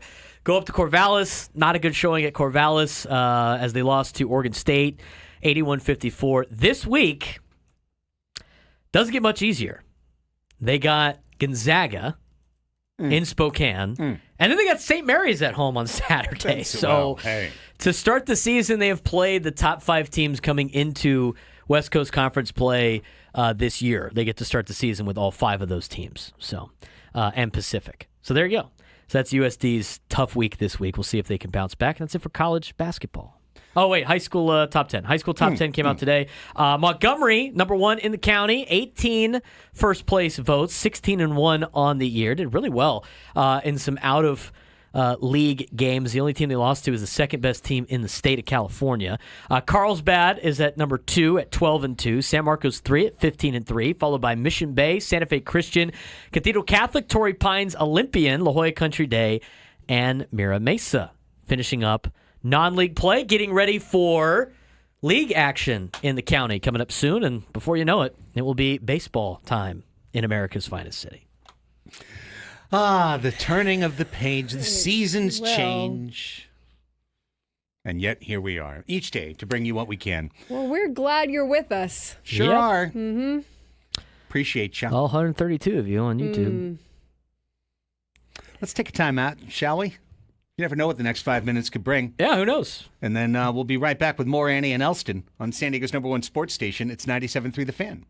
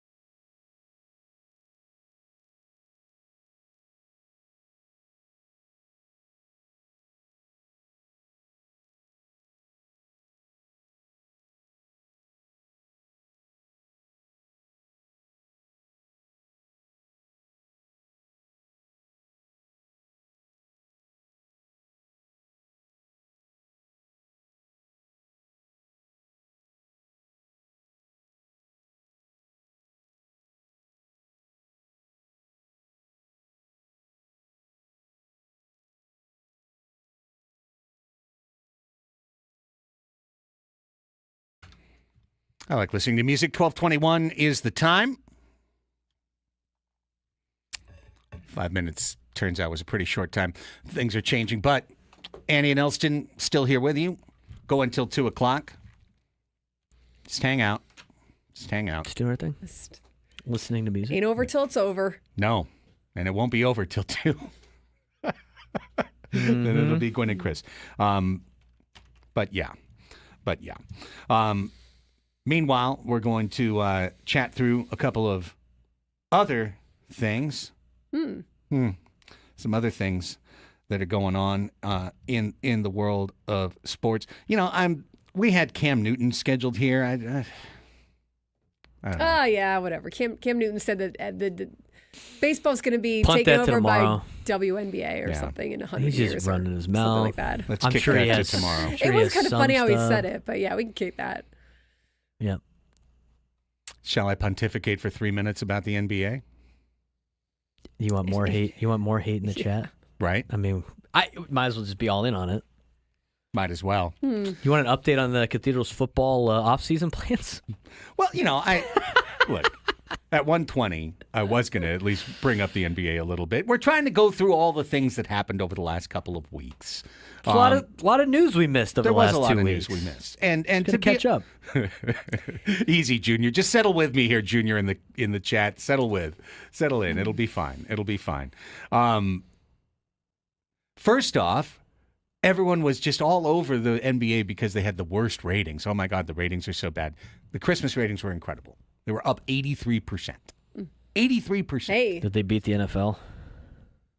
Well, the NFL threw the Chiefs and Beyonce On Netflix. on Netflix. So no, because reasons. However, they did. I mean, they killed it. The night game was great. It was a great battle between LeBron and Steph, and then LeBron said into the mics afterwards, you know, I love the NFL, but Christmas is our day. And it's like, well, it was your day. yeah, now you got to share it. NFL's decided to make it their day just like every other day, so sorry about it. By the way, Netflix, tip of the cap, because I certainly blasted them during that joke fight. No streaming issues on Christmas No, Day. they did a good job with the NFL. Everything Yeah. was crystal clear. Beyonce's concert kicked butt. It was good, good enough, better than I the liked game. it. Yeah. One thing I will continue to say, though, and I'll say it one more time. This is my only chance to say it. Not all NFL games are created equal. There are bad NFL games. There are actual bad games. The thing that the NFL does incredibly well is that they have created not only the infrastructure, but also the pretext by which every game is good. Like literally every game is good. But when Houston was up 31-2, or was it they were down 31-2? They got smoked. That was it. They were down 31-2. When they were down 31-2, that's not a good game. That's a terrible game. I know one of the teams is playing well, but that's not a good game. That's a really bad game to watch. There's nothing to it. It's unfun. It's not interesting. The Rams and the Seahawks played a game where nobody scored a single touchdown. Yeah. 12-9. Yeah. Seahawks Bears. Seahawks Bears. There it was. Seahawks Bears. Nobody scored a touchdown. Rams can score touchdowns. Yeah, Rams house. Caleb Williams can't. Right. And I mean, oh, what a gritty defensive struggle that was. No, that's if you get mad at soccer, nobody scores. That was a game where nobody scored. Yeah. As far as I'm concerned, that's a game where nobody scored and somebody won on a shootout. You know? I love the whole defense wins championships, and I like a defensive matchup as good as anyone else, but sometimes it does. It gets a little boring. It depends on if it's the good defense or both offenses are incompetent. Exactly. There's a lot of good games that are low scoring that the defenses are playing out, and as somebody that coaches defense and knows the scheme of inside, seeing some different things that teams do and everything like that, it's kind of fun to watch some of those games, and you get fired up and you get into it. There's other games though, like the offenses are just so inept that the defenses aren't really doing anything fun or tricky anyway. It's just like, oh, these guys just suck. And so it's just going to be a rough day. But it's the same thing with like high-scoring games too, you know? So like, you know, I've watched a lot of high-scoring games, and I'm like, all right, this is ridiculous. Nobody can make a stop. Where both defenses look terrible. Yeah. But that's just that's just sports in general. Not every league's going to have all great games. It is. It's just, it seems particular to a couple of sports, and I think the one we cover the most, baseball, is one of them, and I think the NBA is another one of them, where there's a whole lot of, even within the media atmosphere, even within the oxygen of the room, there's a whole lot of how can we pick apart this sport? How can we pick on it? How can we look at the negative? How can we drag it down? How can we go, not as good as, not so great?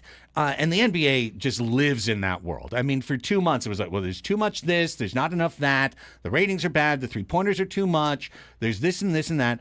And then actually you look around, and you've got world-class teams in Cleveland and OKC, two teams that are on pace to win over 70 games. You've got Victor Wembanyama looking like maybe truly the future of the sport. He had a back-to-back against Jokic over this weekend, which is the sport at its absolute height. At its absolute height. Two guys going at each other, each one getting 40 and 20, back-to-backs, man-on-man, Wemby deflecting Jokic's shot at the end. Like, the sport... You've always got drama in the NBA. Jimmy Butler's demanded a trade. He's being clever in press conferences. Now they've suspended him. Where is he going to go? What's going to happen? So anyways, things are pretty cool right now in the association. Lot to talk about. Lot to talk about in the association. Maybe we could discuss what happened over the break with John Seidler becoming the control person. That is a thing. He did do that. That was a thing. That was a thing that happened. I could provide some context here on that. Why don't you know what? A little bit. Set something up, maybe. Do we want to go to break first? Yeah, let's take a break, and then we're going to come back. And also in our next segment, it is time for our silly game of the day, Fast Money. So true. During that segment, we'll open up the phone lines to play a silly game. Just to do that. And only to and do only that. That and only that. But we do have a new prize. And that new prize is a trip to Las Vegas to see Scorpions on March 6th. All right. The band. Not just... I can't. Just not scorpions. Not just scorpions in the desert. Which, I mean, you could see. Here they are. If you go to Vegas and Here walk are the around, you will scorpions. find scorpions. But this is like the Scorpions. Like Davis March Mills 6th. yesterday, scorpioning himself into the end zone. Yes, plus a 2-night stay at Planet Hollywood and a $100 gas card to get you back and forth. So we will do that in our next segment as well. It's Andy and Elsten, San Diego's #1 sports station, 97.3 The Fan.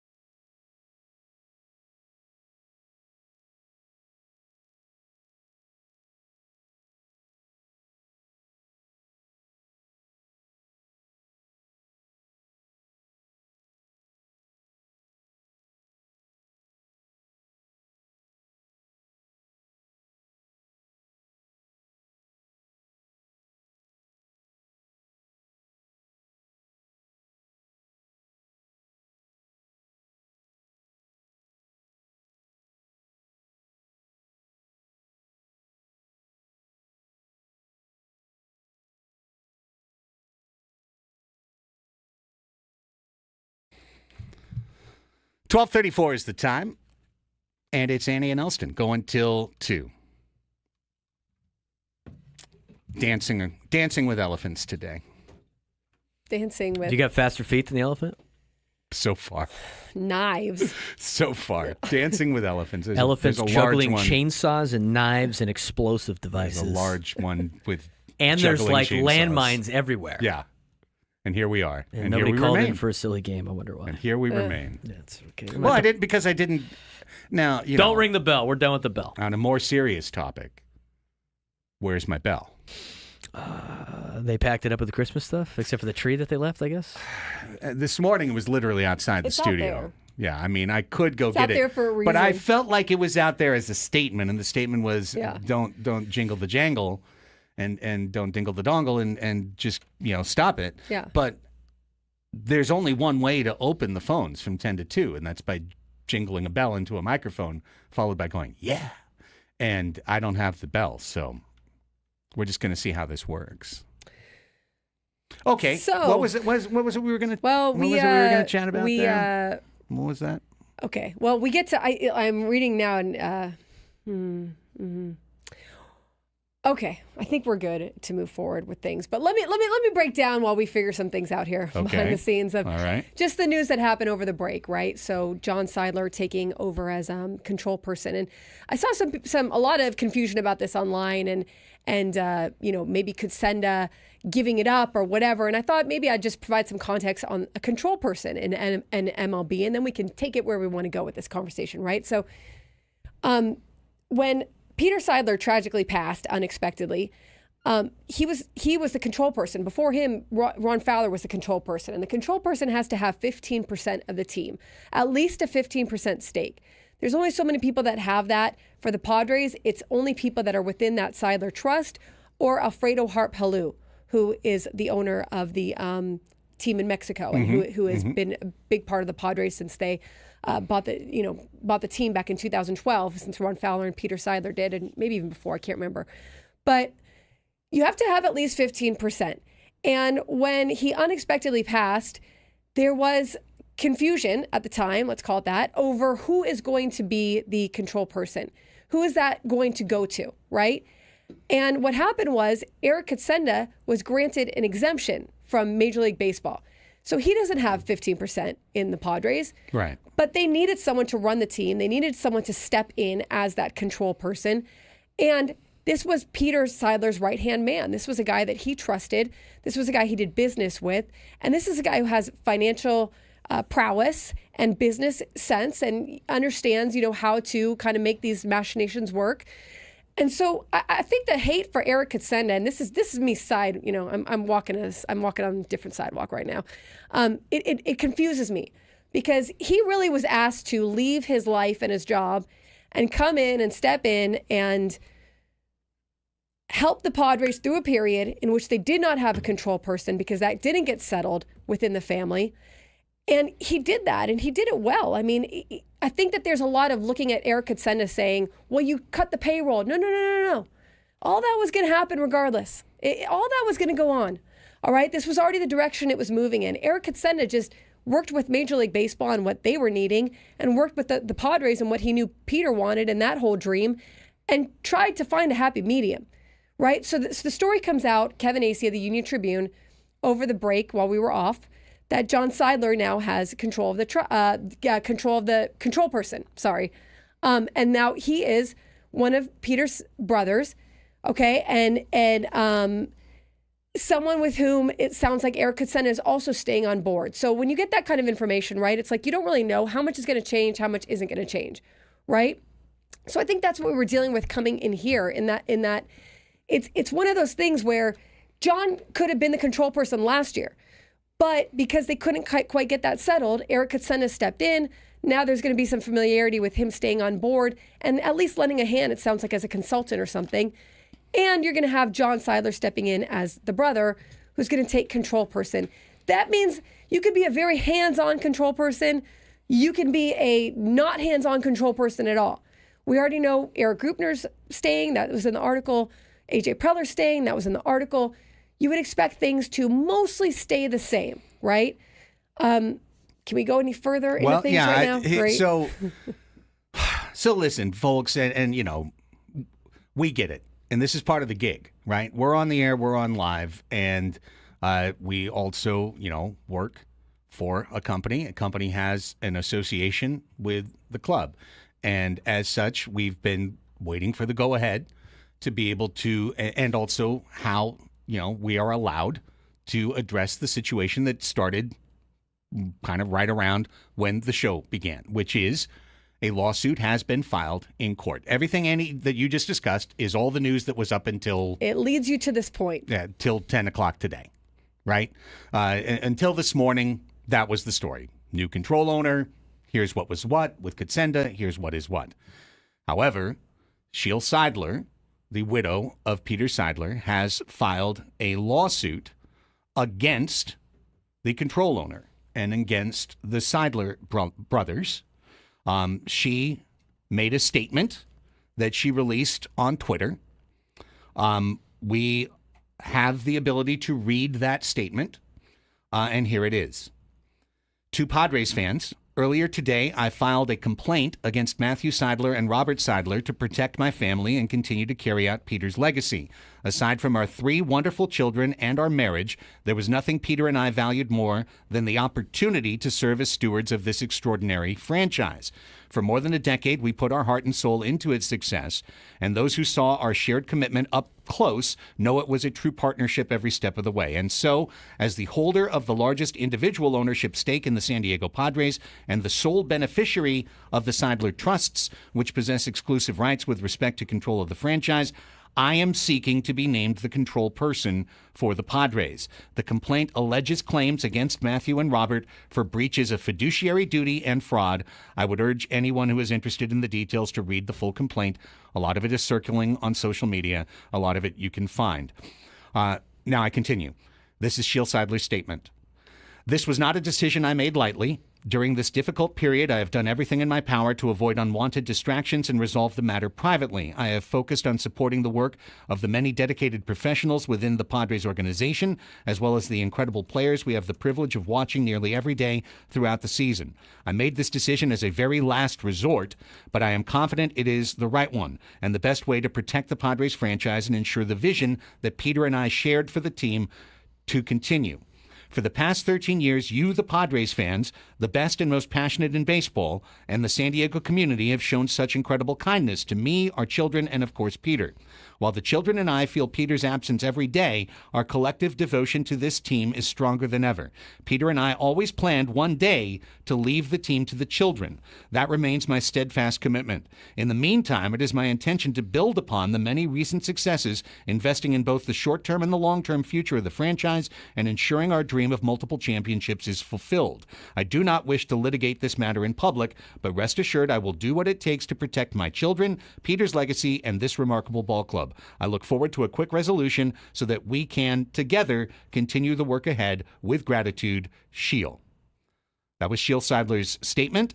The Padres have issued their statement, which is as follows. We do not comment on pending legal matters. Which is their right. And I think it's important to point out here, too, that this is, you have, it's essentially families fighting, right? Okay, so you have obviously two sides of the same family at odds with one another, right? When, as we saw with the Fox Sports lawsuit that we haven't gotten to on this show, but it did come out yesterday, there's a lot that can be put in. There's a lot, not saying that I haven't looked at that the lawsuit that was put out by Sheil today, the 91 pages of it. But you don't know, right? I mean, like these things can get very messy. They can take years, who knows how long, to finish and get to a close on. They can get very messy on both sides. And I think it's so important in some of these situations to, understand that, like, we don't really know. Like, no one really knows, unless I'm sure everybody out there who's part of a family understands how messy some of these things can get. And it's really easy to jump to conclusions when you read this over here, and then you're going to spiral over there, and you're going to read that over there. It's probably there's the truth is somewhere in between, right? And I think it might take a while to get to that point. This might be a little bit ongoing. We're just going to punt silly games for now. We'll punt it maybe to next hour. You can play it tomorrow if you want. Yeah, I can probably punt it. We read tomorrow. the thing. We're good. Give up a couple prizes tomorrow. Look, there is a lawsuit. You can read it. I could sit here and read it, and it would be extraordinarily unfair in the sense that what I have read so far, and I've listened, there's commercial breaks here, all right? We've been trying to go through what we can go through. It's quite inflammatory. It's quite emotionally written. There's a lot of emotional appeal within the lawsuit itself. There's two sides to every story. It's designed to be inflammatory. It's by design inflammatory. And it will be litigated. Mm-hmm. And that sucks. It won't. I'll tell you where it won't be litigated. Here. Right. It's not going to. We don't get to have official statements. We don't get to have cross-examination. There's no discovery process. All right. So we're stuck in the as folks who are here in the toy department to talk about the game and the team and the players and the signings and whatnot. What I feel comfortable saying is that uncertainty stinks. And this is where the Padres are right now, is in a position of litigation, uncertainty. Will it affect what's going on? Has it already? These are fair questions for any Padres fans to ask. Guys, I think your Padres are going to play here in 2025. They're not going anywhere. They'll be at Petco Park. Nothing to worry about. Yeah. I think that obviously the overarchingness of it, that is, of course, that's concerning. That's concerning for players and families and fans and whatever. But I think that when you're working on the inside of the organization, you're coming to work every day and you're like, I've got this stuff to do today, and I've got to make sure we hit our deadlines for X, Y, Z. Get fan fest. You know what I mean? Like, it's business as usual. Like, this is overarching, and it may be there for a while, but for everyone inside that building on Park Boulevard, like, it's business as usual to get the team in the best place it can be, to get the season going the best way it can be, to give the fans their best experience. I think that there is going to be some ugliness about this. It's already seems like it's coming out, and just it existing kind of makes it ugly, it's right? Ugly by, it's by ugly definition. by existence. And so, what will be the long-term effects of that? I mean, who knows, right? Maybe there won't be any. Maybe there will be. Maybe this will get settled quickly. Maybe it'll take a long time. Like, we just don't know, right? But I think in terms of just like the season, it's not like they're going to shutter this tomorrow at Petco Park and say, like, we're not coming back. No one's playing. Like, we're gonna learn more as time goes on, and I think that's kind of all you can do. That's right. And I just come back to, this is going to be litigated, and one side is speaking and one side is not. And what is being alleged is not cool. It's not cool. It's also not proven. And as such, what I'm seeing a lot from the folks who are jumping in, and we understand and we appreciate it, is like, well, where, are you taking a side? Are you defending this? Are you defending? Guys, where do we have to go? Like, where do the three of us have to go on this particular issue? I'm reading snippets of a lawsuit that has been put into the public domain during commercial breaks, okay? And understanding that, as Annie said, there's two sides to every story. And if you present one that is written to be emotional and is written to pull at the heartstrings of Padres fans, it's by design inflammatory. And inflaming everything without having the cooling saucer of reason, that's not the way things work responsibly. And we can't do that responsibly. I think more information will come out as time goes on, and if there is weight to certain things, you're going to see proof. If there is, like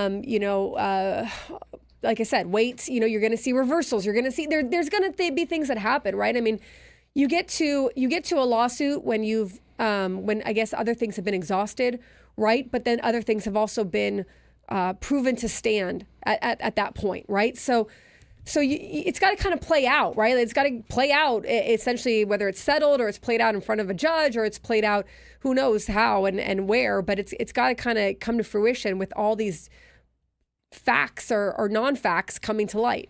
Yeah. I mean, unfortunately, I'm not really comfortable right now being like, I've got a strong opinion on this way, that way. And whether or not I develop that opinion right now, we have to be responsible professionals in terms of what we're doing. I do think it is like it's hard. This is hard for the city of San Diego. This is hard for the city of San Diego because it is like I said, it's an overarching cloud. So I understand it from that perspective of just like, it's some stuff is very hard to come back from, even if it's and again, you would hate for any of these terrible things that maybe have been spoken about in this lawsuit to be true, and if they are, it's horrible, right? Yeah. But then you also don't know what's happened on the other side, right? Like, and I'm not saying that it's all okay or it's all whatever, but just like you just don't know what's happened, to get to this point where one side is fighting another side, and one side is saying this and the other side is saying that. Like, just again, think about your own family and how something that if you've ever had someone die and you've talked about an estate sale or something or whatever, like how things could happen, So I think that it is hard for the city of San Diego in the sense of like, it's kind of a cloud that I think that, whatever side it lands on, whoever ends up being the control person or the trustee, or does the team get sold or who knows, right? It's kind of like a dark cloud. And I get that part of it, that it is hard to come back from that. Yeah. And this is not, it's not a good story. There's nothing good about it, okay? There's nothing good about this story. Why aren't you guys talking about this? Why aren't you guys talking about that? Well, is just as equal a way to say, why would you talk about this? Why would you talk about that? When you don't have the information, when you've got one person's statement. Well, if we on the radio, here's a little thing I learned back in, college communications courses at UCSD. When we on the radio speak the statement, it becomes part of the canon. It becomes part of the truth. When we start to read elements of a lawsuit's allegations into a microphone, that gives it the veneer of veracity. It gives it the power of truth, and we don't know that to be the case. We don't, and that's not to say that we don't believe it or necessarily think that it might not be true. It is difficult to manage that type of actual objectivity, but that is our remit, and that's what we must do. We'd be saying the same thing if we were talking about the Fox Sports lawsuit that happened yesterday. Like, that all might be true, but there might be a lot of stuff that's not. You could be suing for defamation in a matter of weeks, because it's like there's a lot of stuff that might not be true in that lawsuit. It starts to become like a he said, she said in a lot of ways. Also, I'm getting asked, Kutsenda's role with the Padres and who is the control person now. No, John Seidler is the control person. And Eric Kutsenda is staying on in a role that was in the Union Tribune story when that broke. He is staying on in some kind of capacity, which I don't think is a bad thing. Like, you're having now someone step in who has not had time as the control person. Like, it's good to have some continuity to help kind of bridge some gaps while things are figured out. Taking on the job as the control person, again, like I said, you can be very hands-on, but you can also be very hands-off, but it's still going to demand a lot of time from you for a job that you probably never thought you were going to have, because that belonged to your brother, Peter. And that's another thing to remember here is Sheila is Peter's wife, and these are also his brothers on the other side. These are people that are very close to him and have very, deep relationships with him. So how am I to know what's really gone on behind the scenes, and what goes on inside of a family, but I certainly am not going to, denigrate someone or whoever side it is just because of whatever is kind of like floating around or seeing or whatever, blah, blah, blah, this and that. So it's got to play out, and I think hopefully it plays out fairly. It plays out the right way. It plays out the way that it needs to do with facts. And we can learn more as it goes along. But these are two parties that are very close to Peter Seidler and to that whole family. How does it impact this signing? How does it impact this recruitment? How do we know? How do we know? Does it look like it helps? I think we can all make our own decision in terms of that. To become the control person, you have to go through a whole, rigmarole with MLB. Like it's not just like, hey, boom, you're the control person, we're good. You have to go through a lot of steps with Major League Baseball to get that buttoned up. And that's what they did, and that is where John Seidler got to be in this position, and that's what Shields fighting. Yep. We'll be back with more right after this timeout. Hour number 4 of Annie and Elsten. Who knew what great surprises 2025 could deliver to us right on the first day of work? And here it is on The Fan.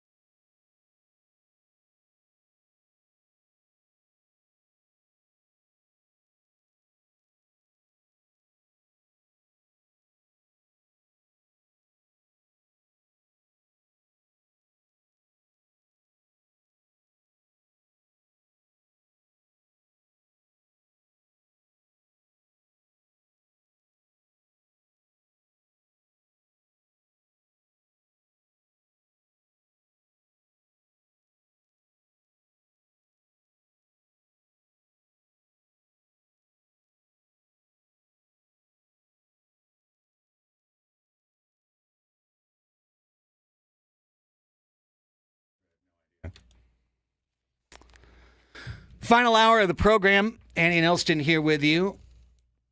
Our first Monday back, and really a bummer story that has broken. That is all about our beloved team. Listen, for what it's worth, too. I tweeted after the news broke about John Seidler. I had talked to a few people within the organization about John over the last few weeks, and you know what they told me? This was before anything like of this was coming out.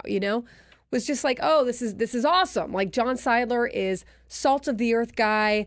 He and his wife frequent mom and pop shops in San Diego because they want to support the local community. Come to all the home games. When they're in the owner's suite, like they do their own. I know this sounds so stupid, guys, but like they throw away their own trash. They do things that you don't necessarily see people do in the owner's suite. Like, just very, like, they know the names of people. They know the names of security or whoever, blah, blah, blah.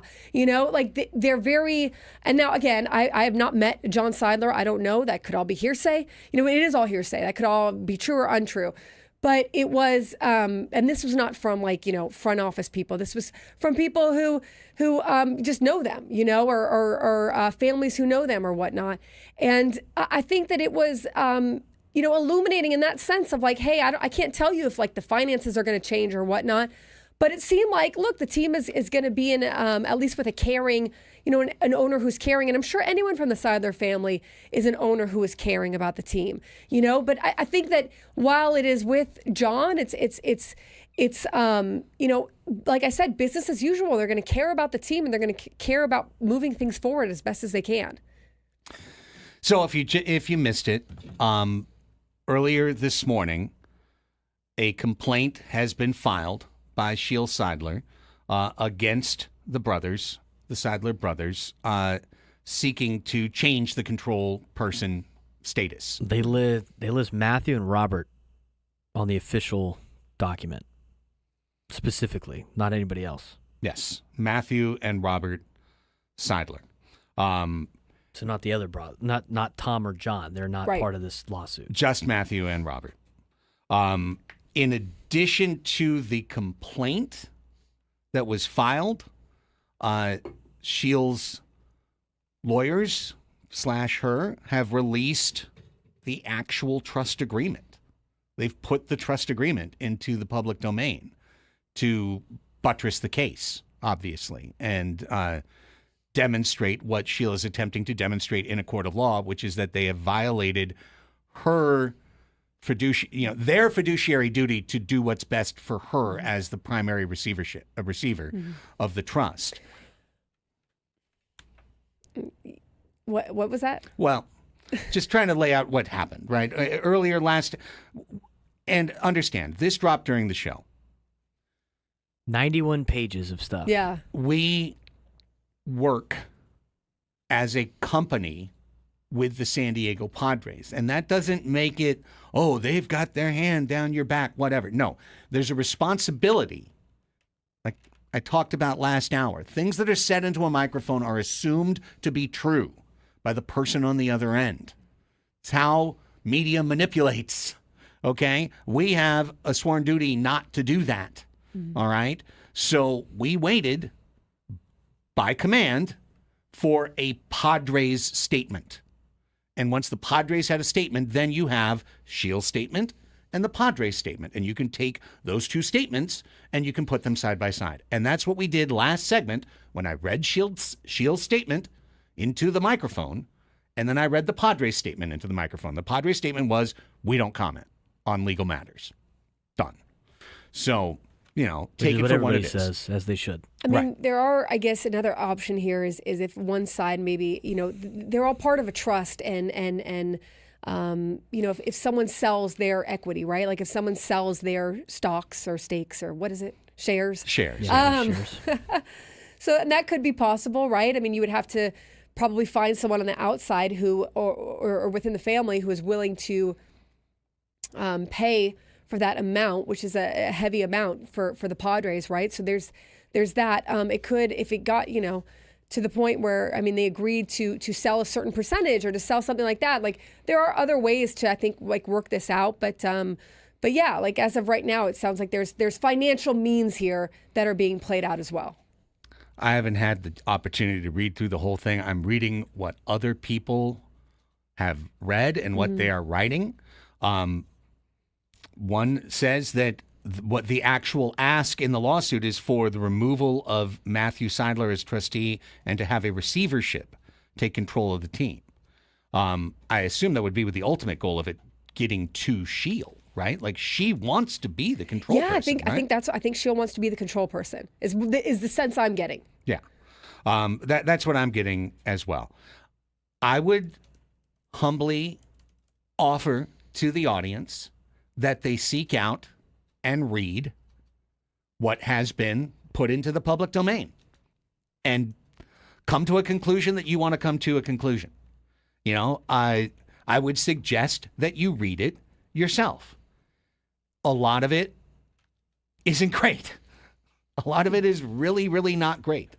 And some of it is disturbing, I think would be, but also the pieces I've read during these breaks feel very charged. They feel very emotionally charged. And that's why I feel like we are in a particularly tricky situation because there's so much emotional charge behind it. These are accusations. Right? It's a you need to have the actual presentation in court. Yeah, I mean, again, this is like we can go back to the Fox Sports lawsuit that broke yesterday, and if you haven't seen that, you know, there's a whole lot of sexual misconduct. There's a whole lot of sleeping your way to the top. There's a whole lot of. There's drugs. There's everything. You know, and you can go just Google that and you'll find it and you can read for yourself.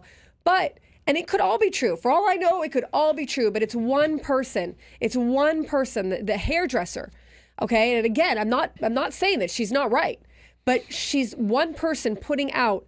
This is my version of events, and either I'm going to have the proof to show you all of this, or I'm going to, you know, kind of go on my word, I guess, or whatnot. It's going to have to play out in court.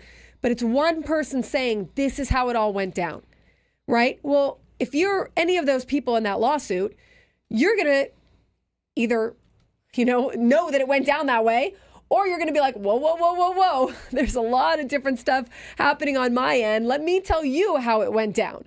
Okay. And just because someone isn't public with it doesn't mean that there isn't another side to the story. Like you don't have to, but I would hope to be fair to however many sides of the story there are to this one. Might not even be 2 here. There might be 4 in this case, sides to the story. And those are the things that we just don't know. Yeah.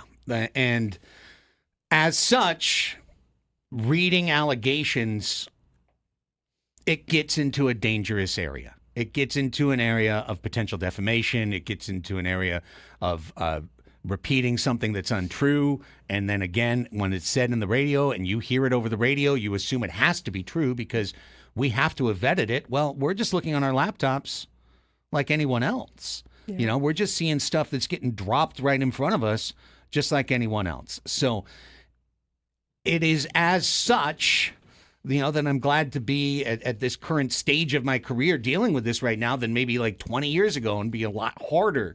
It would feel a lot harder. But the general thing is this ain't great. This ain't great because this is uncertainty. This is a cloud. And it doesn't necessarily mean, strike that. It doesn't mean at all that it reaches the clubhouse. It doesn't mean that really at all. There could be a little, right? Like, hey, did you hear about this? Did you hear about that? But these guys are gonna turn up in mid-February to hit a round ball with a round bat squarely. Yeah, I mean, look, a lot of these wives especially have a relationship with Sheil Seidler. You know, I think that there's a lot of players who have relationships with Peter and with Sheil and with who knows the brothers that they met along the way. You know, they're going to know about things. They're going to hear about things. And there's a lot of love for that family, like no doubt about it. For you know, the entirety of the family or kind of who we've seen around or on the field throughout the years. So, you know, I think it's an unfortunate situation. You know, some of the just comments I'm seeing in the chat is you know, racism is never okay. No, racism is never okay, guys.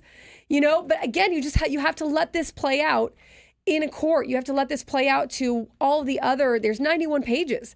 You know, everything else that's going on in this lawsuit, things that have to do with contracts that were signed, with contracts that had to be signed, you know, by notaries and 2 or 3 people, and then had to be looked at by MLB, and then had to be triple signed. And then, you know what I'm saying? Like, there were checks and balances here along the way that got us to this point. So what you're trying to do is now go back and relook at all these checks and balances. Were they appropriate? Were they not? You know, MLB, like I said, had to sign off on a lot of this. This is not just some willy-nilly, hey, I'm going to pass you a note and now you're going to be the control person, check box yes or check box no.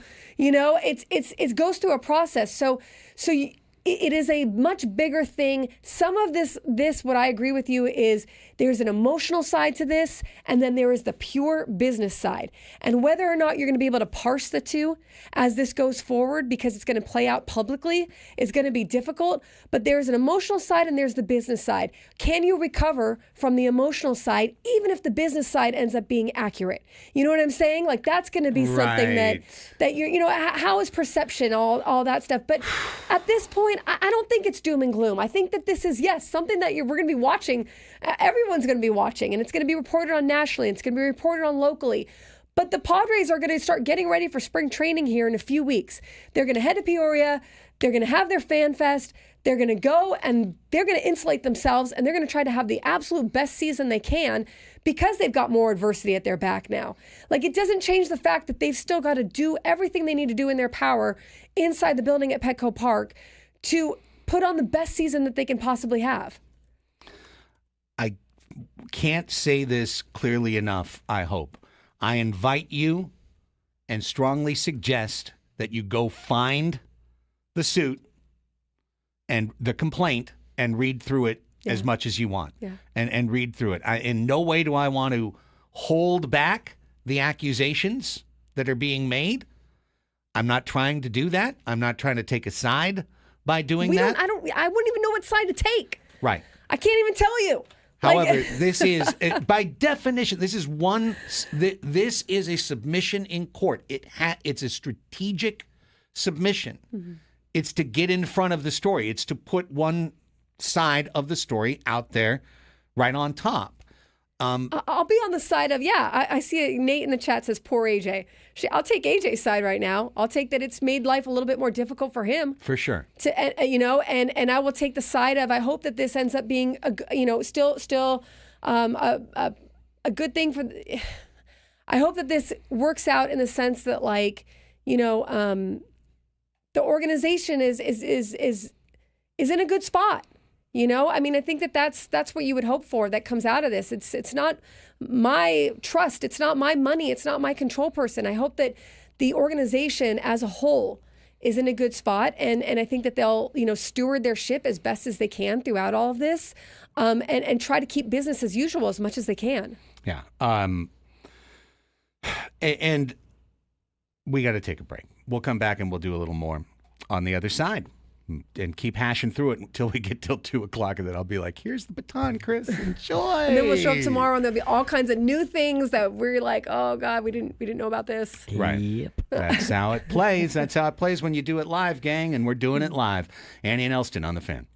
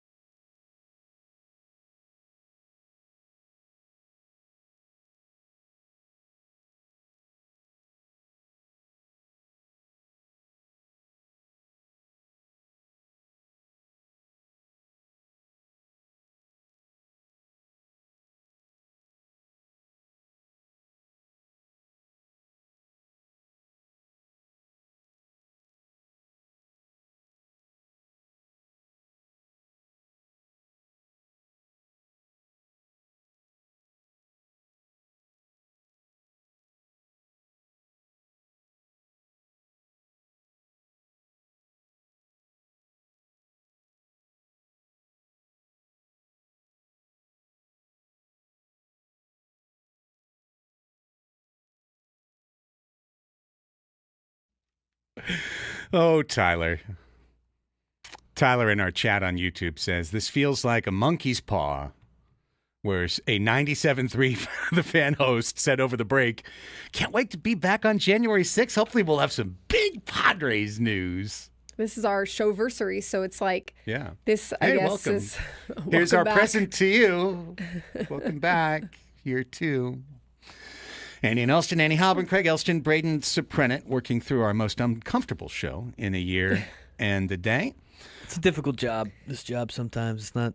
We appreciate all of you sticking with us as we, again, as the news broke while we were live, and we were able to get communication from the Padres as well, at least the statement that said there is going to be no communication on this. Right. Which is completely their right.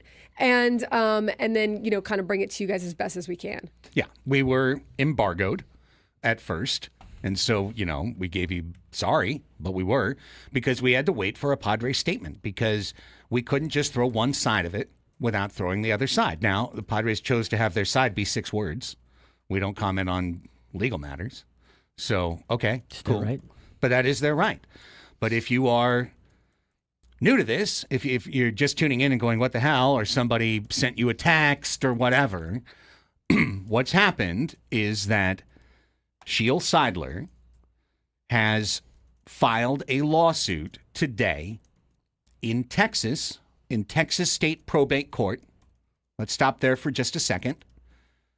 You were telling us during the break, Annie, the Seidler family lives. That's their primary residence. Is My Texas. understanding is in I believe in Austin. Yeah, I think was What county did you it say it happened a was? few years ago. What county did you say it was? Now I don't know. They could have moved. I have no idea. I know, but like, Oh, Craig. it just says Texas State Probate Court. That's what Oh, it I have says. You have the I'll- county? I'll find it. Yeah. I Okay. have it. This is just quoting from Dennis Lynn and Evan Drelich's Athletic article Travis County. that says, Travis, that makes sense. In a lawsuit filed Monday in Travis County, Texas State Probate Court, Sheil Seidler claimed that Matt and Bob Seidler, 2 of Peter's 9 siblings, breached their fiduciary duties as executors of Seidler's estate and trustees of the trust that Seidler left behind upon his death in November of 2023.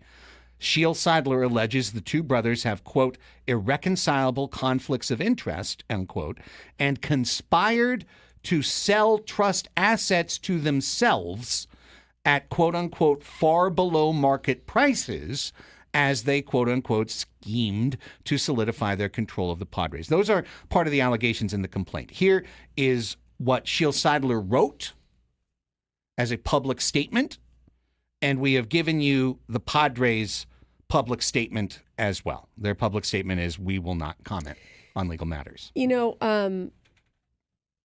I just received a text from a fan who said, we are all just children of divorce in this situation. And what it feels like. that's exactly what it is. Like, if you're a That's what fan, it feels like.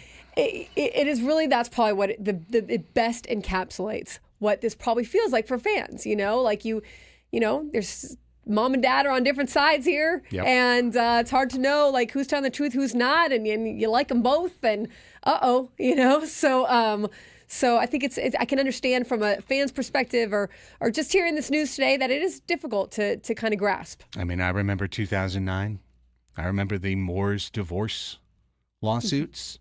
I remember many allegations that were made in those lawsuits. And the thing, again, I'm going to keep saying, I'll say it every segment until we get off the air. I invite you to seek out, find, and read the complaint. And I invite you to formulate your own conclusions and formulate your own opinions as to it. And I would suggest in doing so to remember that this is not a proven document. This is an allegation.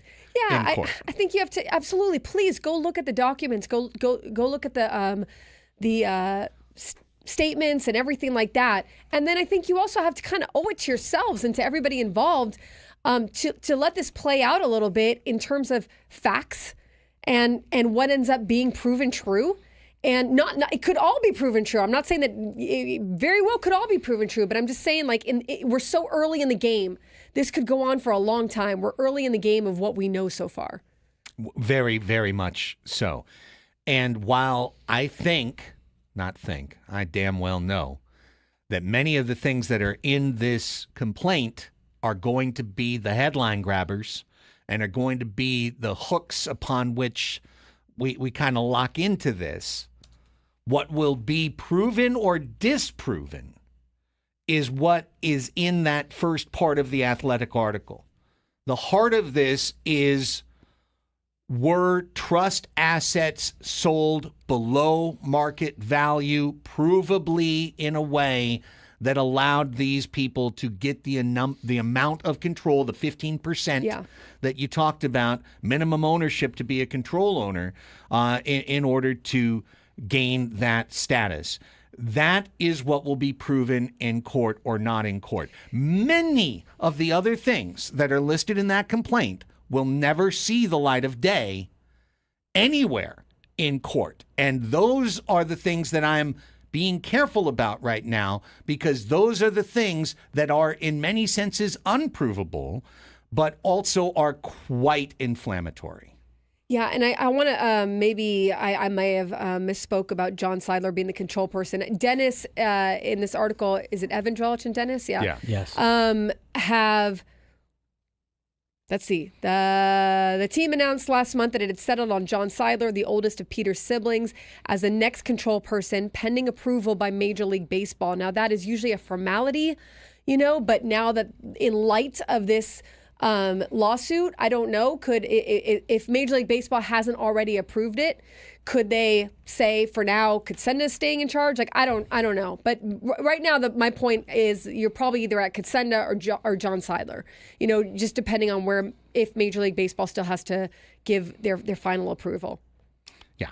So it's a incredibly unfortunate situation. And what's the most unfortunate thing of all? Peter Seidler isn't here with us. Yeah.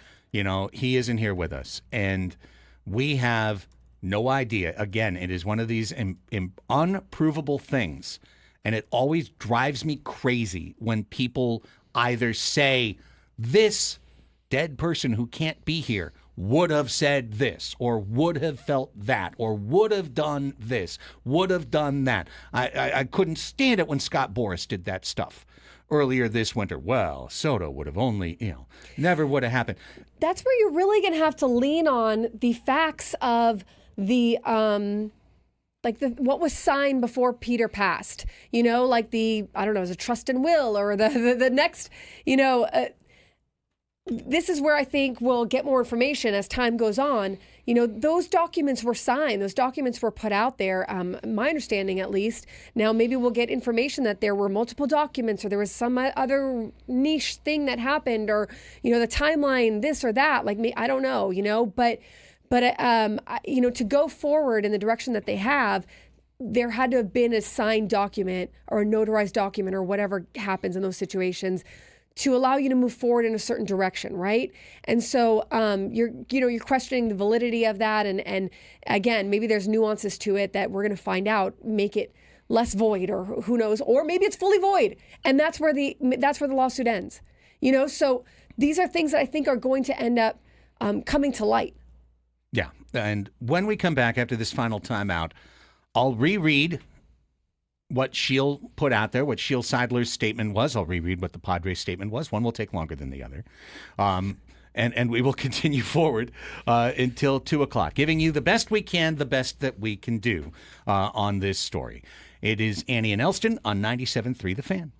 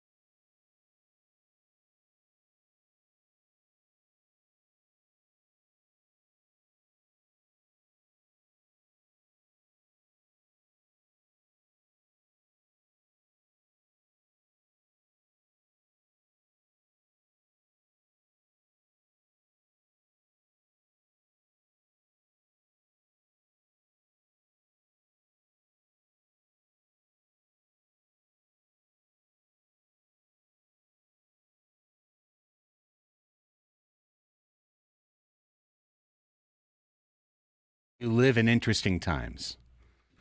Oh, they're interesting, Craig. And they thought it was a nice thing to be said, but it actually wasn't. It was always intended to be mean. These are interesting times. This day is always like a slap in the face after the 2 weeks off. It's like, hey, back to the grind. Back to doing all this extra stuff. I mean, I got like my own problems. I got all those adult things I have to do this week. My own problems, man. And it's just like, oh, all right, we're going full throttle first day at work. Not we're going here. Man, who should they sign? We're in it.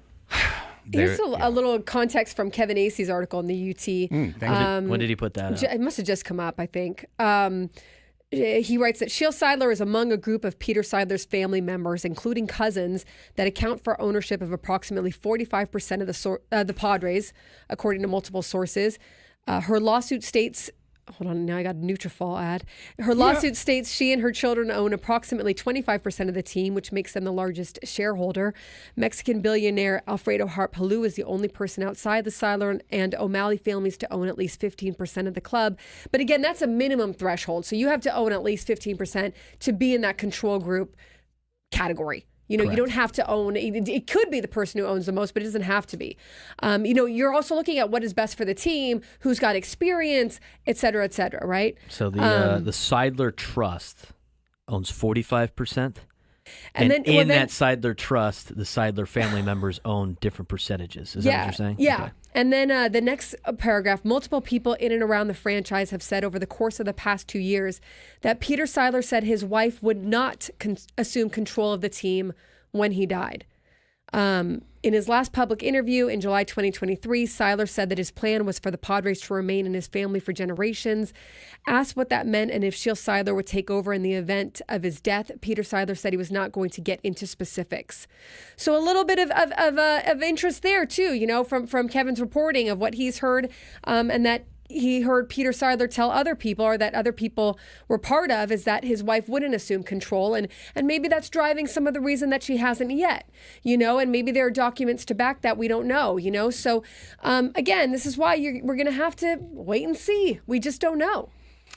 And again, I feel like sometimes I repeat myself, so I apologize. But Peter can't say. He would be the person, unfortunately, who could say. Yeah. He would be the person who could clear it all up, but he can't. And so as a result, you're left with what's written on paper. And anything else, very sadly, anything else doesn't fly in a court of law. Peter told me this day that this and thus, but what's written on the paper is something different. What's on the paper wins. That's how it works. That's how the law process works. And as such, it puts us all in this uncomfortable position. That's why I'm not going paragraph by paragraph through this complaint. There's so much in it that is seriously salacious, but also completely ancillary to the actual legal complaint, which is the purchasing of shares of the trust at a below market value in order to squeeze out Sheil. That's the legal argument that's being put forward. The rest is it's there. It could be factual, it could be provable, and it seems to be indicative of obviously either a disdain or what, but again, I invite you to go find the complaint. Yeah. You can find it. You can read it.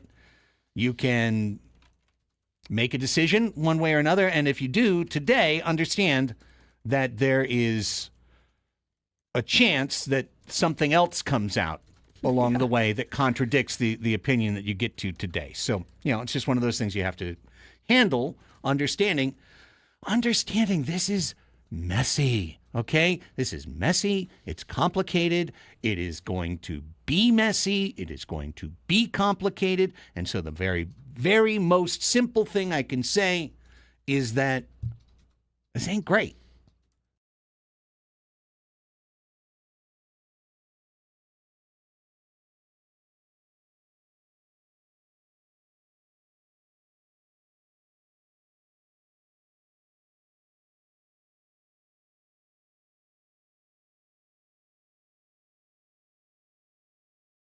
if allegations are proven true or untrue, whether it lands in the control of this person or that person, sometimes it can be hard to shake the emotional toll, the perception toll, whatever kind of toll that these sorts of things end up taking inevitably if they drag out for a long amount of time. However, we did see, you've seen, and I don't want to compare it to other sports organizations because I don't know the ins and outs of all of them, but just like you saw it happen with the Lakers, or like you've seen it happen with other franchises, the game goes on.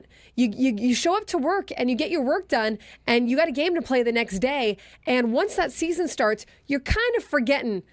You're not totally forgetting, but you're kind of forgetting about a lot of this other stuff, especially if your team is winning and you're having some stuff to cheer about. You're kind of in the minutia of the day-to-day games. You're not forgetting about it, but again, we just don't know how long it's going to last. But what the long-term effects of it are, we just don't know. They could be bigger than we're thinking. They could be smaller than we're thinking. And we don't want to speculate on what those potential outcomes could be. Yeah, you're going to get absolutely. yourself in a wormhole of negativity.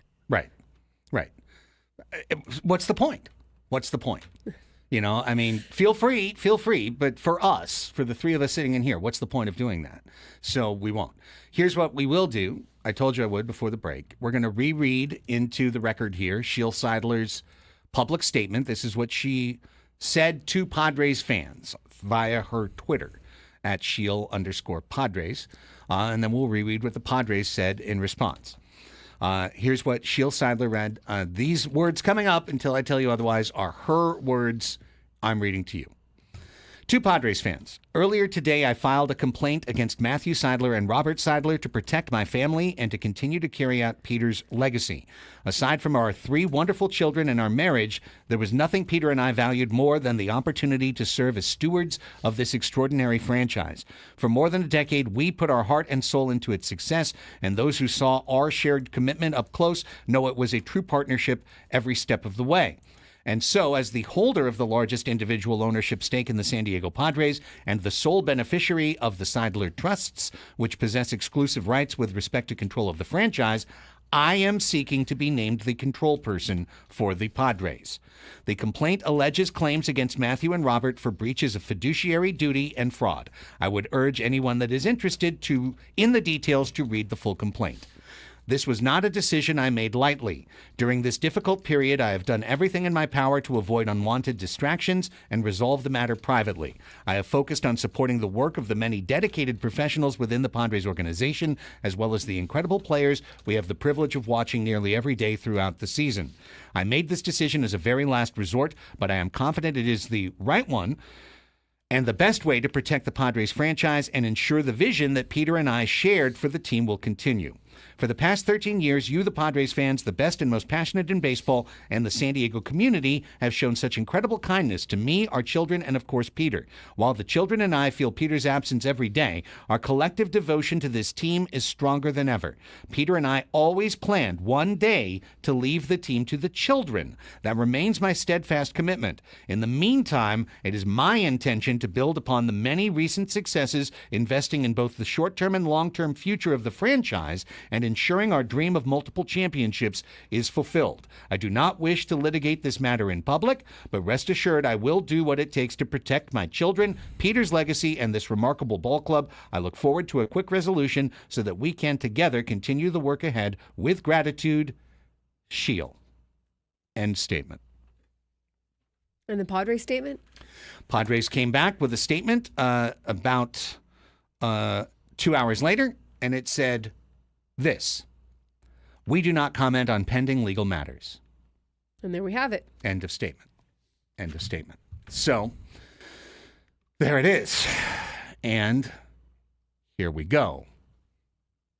And a Texas state court will That's wild. eventually rule on this. There's so much other underlying, financial things that happen from this or because of this or whatever. I think that it's probably putting the cart before the horse to assume that if X person gets control, that the Padres are going to suddenly spend 2 or 3 times more than they were. I really feel like it's important to continue to say they were going to have to cut back spending even if Peter would have stayed alive. And he knew it, and he had started talking to people about it, So I don't think that it's going to be one of those situations where suddenly MLB is going to allow you. Now, maybe you can run the debt up again, you know what I mean? And you can then, go under these restrictions from MLB and pay it off. And I'm not saying you can't do it, and there might be a way to loosen all that and everything. And there may be a little way to loosen it more now, for all I know. But I don't know that the money situation is going to change as much as there's a thought that you think it might, again, we'll have to wait and see. Yes. Again, there's a lot of emotion that is circling right now, and it is very understandable as a Padres fan to feel that emotion. If I was sitting outside of this studio reading simply her statement, the complaint, and the Padres statement, it's very easy to fall into one spot. It's very easy to fall into that one spot. And so what is trickier is to recognize that this was a coordinated thing. Again, the older you get, the more you work in through all this stuff. You do understand this. And please understand, this is not an aspersion against Shield Seidler. This is a point. This was done with intention. They came out together with intention. The lawsuit is filed. The statement is put into the public domain. It is done with intention. It is done with timing. It is intended for you to feel away after you read the statement and then read the complaint and feel more away. You're going to feel a certain way after you read that. But at the heart of the complaint, it's not the accusations being levied. It's whether this was done in a legal matter, and that's what's going to be ruled on, not the other stuff. The cut and dry of were the shares sold at the right price. I see so many comments in the chat, like I'm siding with this person, I'm siding with that person. My 2 cents, I don't think you need to side with anyone. I think you just no one's going to ask you to come to court and sit on one side of the courtroom, and whoever has the most people on the side of the courtroom wins the control person job or wins the trustee job. I understand, you want to show support, and I'm not going to tell you not to. Sure, show support for whoever you want to show support for. But I think that, if I was accused of things, or if I put out, a lawsuit or whatever, I would hope for a day of justice, a day in the court, a day where things get to be proven or unproven or whatever. And that's where I want to be. I want to be on the side of what is fair, what is right, whoever that turns out to be, whoever that does, whether it's the sexy pick or, the boring pick or whatever, who is on the side of right here, that's where I want to land. And so I would, again, whatever makes you feel comfortable in terms of that. But I think that there's going to be so much more that comes out about this. And I think that it's going to play out as time goes on. And I think it's wonderful that Shield Seidler feels the support of so many. And I think it's wonderful that John Seidler or the Seidler brothers feel support if they do as well on their side. I don't know, but I just don't know. I certainly don't want to, the court of public opinion is not always the right court. It's you want the justice court. That's the one that's going to make the right decision. Hopefully. Yeah. I just kind of want to put it on the shelf right there. I have a couple other thoughts, but this ain't about us. It ain't about anything else. This is what's going on. And within all of this, the San Diego Padres baseball operations department continues apace. Well, and Joe in the chat, and Joe, great point. We just want what is best for the fans of the team. Absolutely. You want what is healthiest for this organization. But you have to, a lot of us aren't privy to those books. We aren't privy to the inner workings of the day-to-day of everything, So yes, 100% I agree with you. You want what is healthiest for that organization to thrive and to continue and to be able to be a competitive force in the National League West and in Major League Baseball for years ahead. And hopefully that's the direction it will end up in. Yeah. Hopefully that is the direction things will go. And I think it is going to take a while. And I think that there's going to be like a lot of back and forth. And I also think that there could be a place where, MLB steps in at some point. And MLB says, we are not going to recover from XYZ, or we want to make a decision to do this or that. They can't I don't think they can make like a sole decision, but I think that they can persuade, in their MLB way to work certain things out, right? So that could also be an option that happens here, something that happens along the way. Yeah, this is messy. This is a fight for control, and that fight for control may or may not impact what is happening with baseball operations. And whether or not there's a firm firewall between those two things, let's find out. I mean, we're going to find out. There's so many people in the chat mad at these takes. I'm really just trying to be fair. I really just think that there's room for fairness in all this. But yeah, it's tough. It's tough. I know it's tough. I get it. And as fans, I get it. You are paying members. You are paying your hard-earned money to go watch this team play. And I completely understand where you're coming from in that sense of, you want to make sure that your money is being spent the right way and put to good use and hopefully in a way that has some consistency and some certainty. So I completely understand where you're coming from as well. Yeah, all of this stinks, okay? I feel reasonably confident in saying that when Manny Machado turns up in Peoria, that he is going to be looking to hit the ball over the fence, to catch it, to throw it. Right? I'm not trying to be banal here. I'm just saying the Manny players Machado are going to is play. going to want to go out there, and he's going to want to hit some home runs, and that's about all he's going to want to talk about. That's all right? what I'm saying. That's what I'm saying. The team is not going to. We out here in the chatterati, okay? We can internalize this and feel like every day this is a cloud hanging over the organization. But I'm telling you, and Annie can tell you better than me, the guys in the room are going to show up to play ball. Yeah. And to try and win. They might have some opinions here and there, and you might hear about them not you. People might hear about them off the record, some reporters, and maybe then you might hear about them. But for the most part, this you don't think this clubhouse is going to have a meeting and they're going to try to lock all this down and they're going to talk about, hey, this is how we're going to, they're going to be told also a directive of maybe how to answer certain questions. Like this is, and again, like doesn't mean they can't have an opinion, doesn't mean that they can't talk on their own. I've always advocated for that. These players are people, they're not robots, They certainly have relationships with certain people.